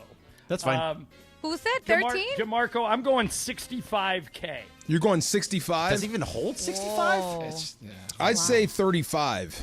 All right. Brian, what's the answer? Oh, this one, John, hands down, gosh. 66,112 people. I thought 70,000 was capacity. That is the capacity, It is. 70,000. Was that Oh, wow. I'm thinking basketball stadiums when they Yeah, only Greg, I'm when they only shocked hold at you. 18,000. I thought you were just trying to knock the game or something. Wow. Greg, it's an NFL game. I know. I don't feel bad Hey, for saying Minshew now. Radio Michael fan, add my Yes. stupid guess to the Yes. list. I think I was There's counting one Rams every fans. game, and that That's was what one it of was. them. Yeah. Oh, man. That was Hey, bad. Jacob, have you been to the Intuit Dome yet? I have not. Yeah, either have I. Mason went to Bruno Mars. He says it's really great, and they have 1,100 toilets. So you don't have to. If you got to go, no problem going in the Intuit Dome. I really wanted to go see Sebastian Macaluso. Is he a comedian? He's incredible. Yes, he was the second act right after Bruno Mars. Oh, was he? This wow. past weekend, and I heard he was incredible. He really is an incredible comedian. Yeah. He's very funny. He's in some movies right now, too. Yeah, that guy's blown up. Yep. And Jacob, the other thing I was going to ask you about was, because I haven't seen you. Yes. Did you watch basketball during the Olympics? I did. So as a Laker fan, are you as encouraged as I am about the way LeBron and AD played? Absolutely. Yeah. You know, the biggest thing, John, sorry to interrupt, but the biggest thing that I took from it is AD saying that the Olympics actually helped him get in shape and be ready for the season. Amen. I'm really hoping that that's true, because the year before we had Austin Reeves going and playing, in the summer. Good point. And when he came back, the first few weeks, he was just, I thought it was just, okay, he's too tired. Right. But I'm really looking forward to see what happens with AD and if this really helps him get his season, in a jump start. I agree with you. I think it'd be great. All right, great to see you as always, Jacob. We'll see you next week. Thank you. See you soon. Brian hit the super stager. ESPN AM 710 Los Angeles. KRDC AM 1110 Pasadena, Los Angeles. K256CX 99.1 FM Pasadena, Los Angeles. It's the greatest segment in LA sports radio history. Oh my God. When the shows come together for magic on the radio. It will only grow stronger. Super Crosstalk. Are we ready for Sedano and Cap to join Mason in Ireland? Super Crosstalk begins. Super Crosstalk, presented by Coors Light. Coors Light, made to chill. It's time for Super Crosstalk. And we welcome to the program the one and only Scott Kaplan and George Sedano. What is happening? I don't know where Cappy is. There he is. Wait a second. You're looking not at here Cap. for Live Imaging Tuesday? That's right. Hey, you got people to see, things to do, right, Cap? Well, no, the thing is we've got a whole thing going on Thursday and Friday. You know what I mean? Okay. So I'm like, Yeah. you know what? I'm gonna chill, and then I'll come. What do we in have going on Friday. Thursday? Thursday we have Yachtly Crew in studio. Oh, right. Right. And then are Friday. you remote Friday? We're at Hollywood Park Casino. Right. Okay. Right. So, Cappy, earlier in the show, Yes, we sir. played this clip. Brian, I'm going to ask you to find it from Oscar De La Hoya.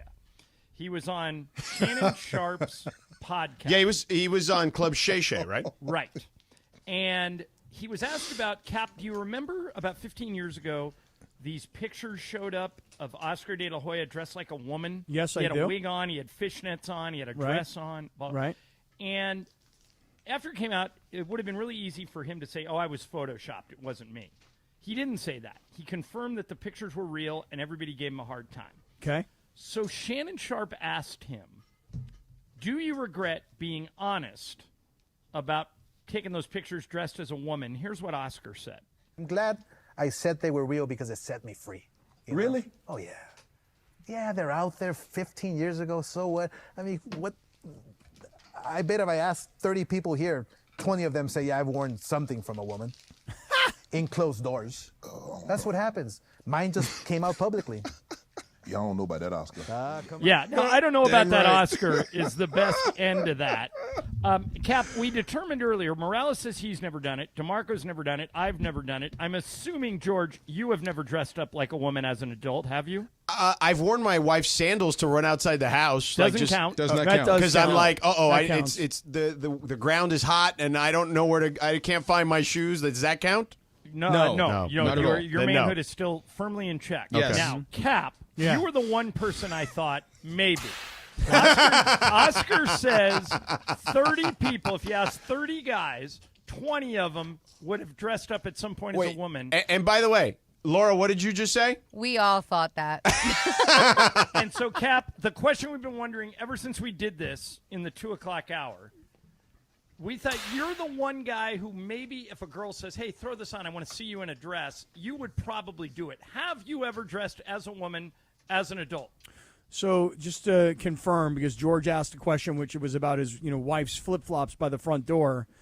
So like a bustier and like a G-string and like those, something like those that. pull-up things like on the legs with the whole little side thing, the garter belts and all that. Like, does that count? Yes, that counts. Okay, I've never done that. Oh. Wow. I've never so done Oscar's kind of out of his mind. A little bit. Well, or out on his own. Yeah. Oscar's thinking, no, he's not exactly on his own, DeMarco. Oscar's thinking to himself, well, Marv Albert did it. What's the problem with me doing okay, it? that's Marv. But he You was know? hoping that Shannon would co-sign that, and he Right, didn't. Yeah. right. He was like, he thought Shannon was going to be like, oh, yeah, you're right. We Like, all do that. uh-uh. Of course. Of course. And even Laura injected that she doesn't even want to see No. her man dressed up like a woman. No. Lisa's it's never not asked me to do sexy. anything like that.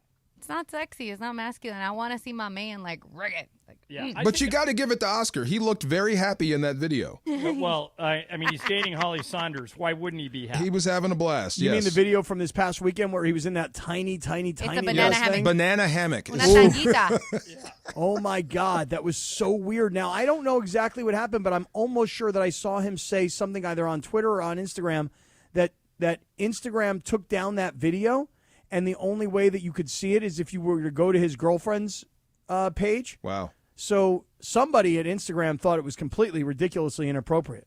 I personally laughed my ass off. I loved it. All right, so the other thing that happened today was we had a listener call in, and he's a Nebraska football fan, Yeah. and he's convinced that Nebraska is going to come into the Coliseum and beat USC this year. And he offered me the Dan Patrick bet, the Which pie was? in the face bet. Okay. So I said I would be happy to take a pie in the face if USC loses to Nebraska. He gets a pie in the face if USC beats Nebraska. Sedano, who wins that bet? I think USC is beating Nebraska. I think Nebraska will be much better this year. Matt Rule is an excellent coach. He did a great job while at Baylor.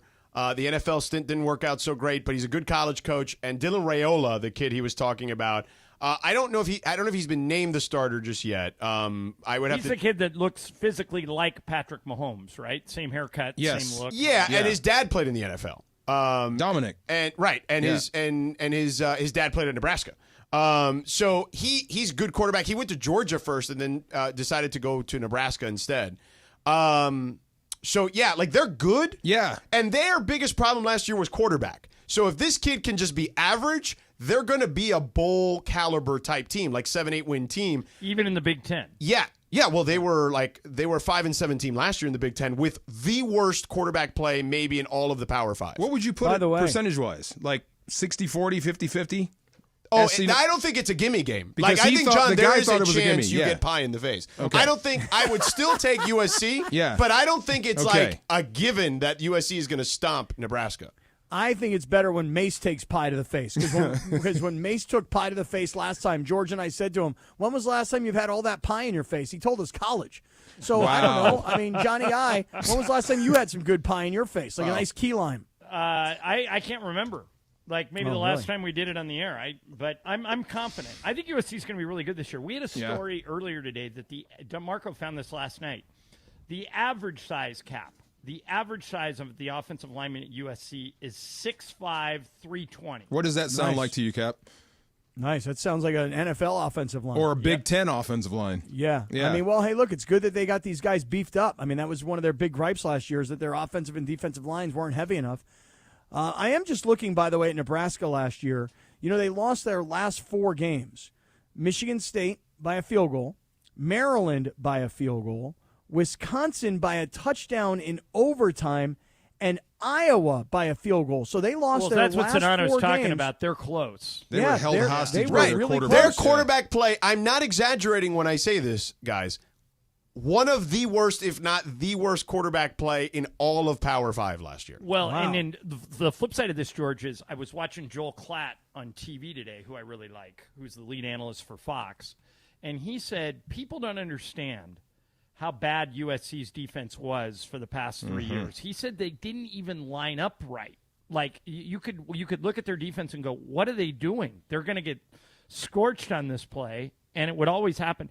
And so bringing in D'Anton Lynn, the old UCLA defensive coordinator, is going to hopefully – I mean, what Klatt said was if they even line up in the right place, their defense will be better. That's how bad their defensive coordinator was last year. Like he had them miss – DeMarco, does that make sense to you? That I think that's what behind from the before the it's snap? alignment, assignment, and adjustment, and they were missing everything. I think that's what Feinbaum was on about.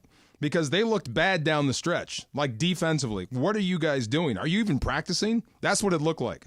So that falls on the head coach and the DC. Do you have any SC games this year, George, or do you not know your schedule yet? I only know week 1 because, college football, it's all based on TV. So you can have up to as little as a 6-day window before you know your next assignment. So I do know this. The ACC has put out their entire grid and networks and times for the first 3 weeks. So I know I have like a 50-50, and I know I'm either doing 1 of 2 games beyond week 1. Week 1, I'll be in Louisville. Louisville, who was the runner-up in the ACC last year. And they lost to Florida State in the conference championship.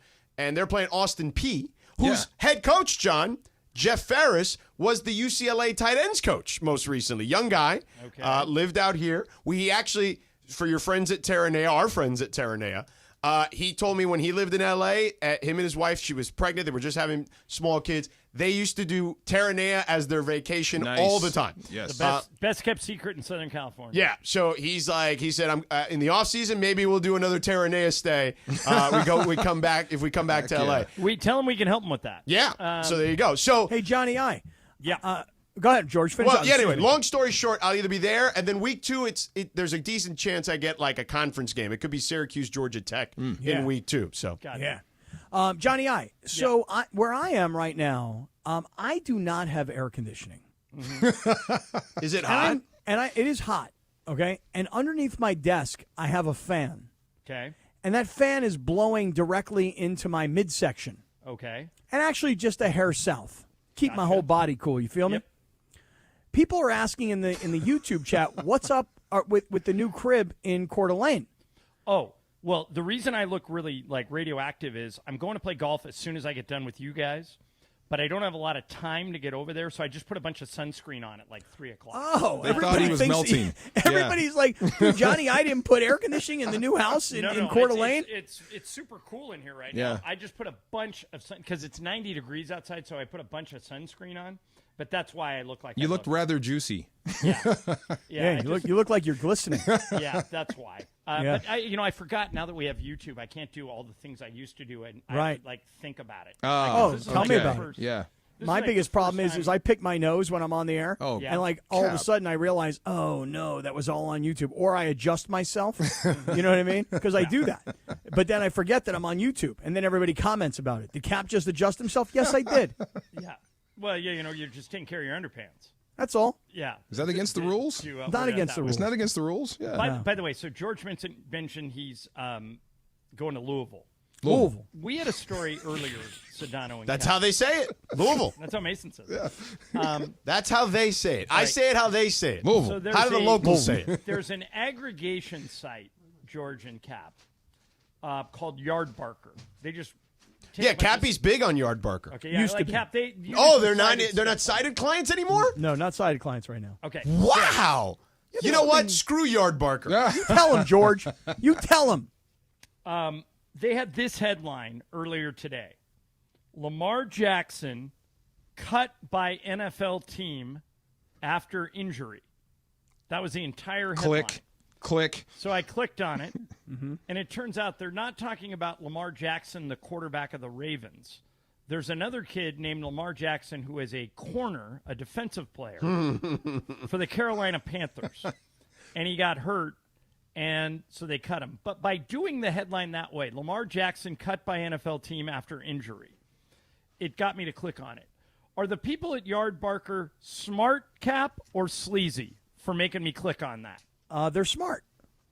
They're really they're smart. looking for clicks, right? Of course. Of Yeah. course. Because honestly, if they said the who was he cut by?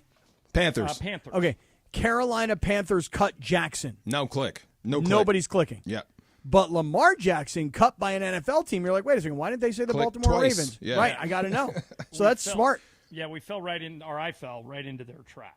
By the way, speaking of like Yard Barker, I just went onto their website right now. George, yesterday, tell the guys what brand of jeans do you prefer to buy? Page jeans. Yeah, Are you like guys remember familiar the old fullback Tony Page? Yes. Yeah, like that. Really? That Okay. Spelled like that. Yeah. Are you guys familiar with PAIGE Page jeans? I've heard of them, yeah. I've not heard of them until George told me yesterday he spends $200 a pair. My entire feed everywhere I go on the internet is now advertisements for Page jeans. They're good jeans. Because you guys talked about it. Because we talked DeMarco, about it. here, look. I'm going to let you feel it real quick. Wait. Take a look at these jeans. DeMarco, Page jeans? I'm feel looking. George's jeans. Look how soft this is. All right, Feel so, up his jeans So, here. Cap, you know that happens all the time. I think we're and being stretchy. followed and Oh, and listened stretchy. to all the time. We are, We were just 100%.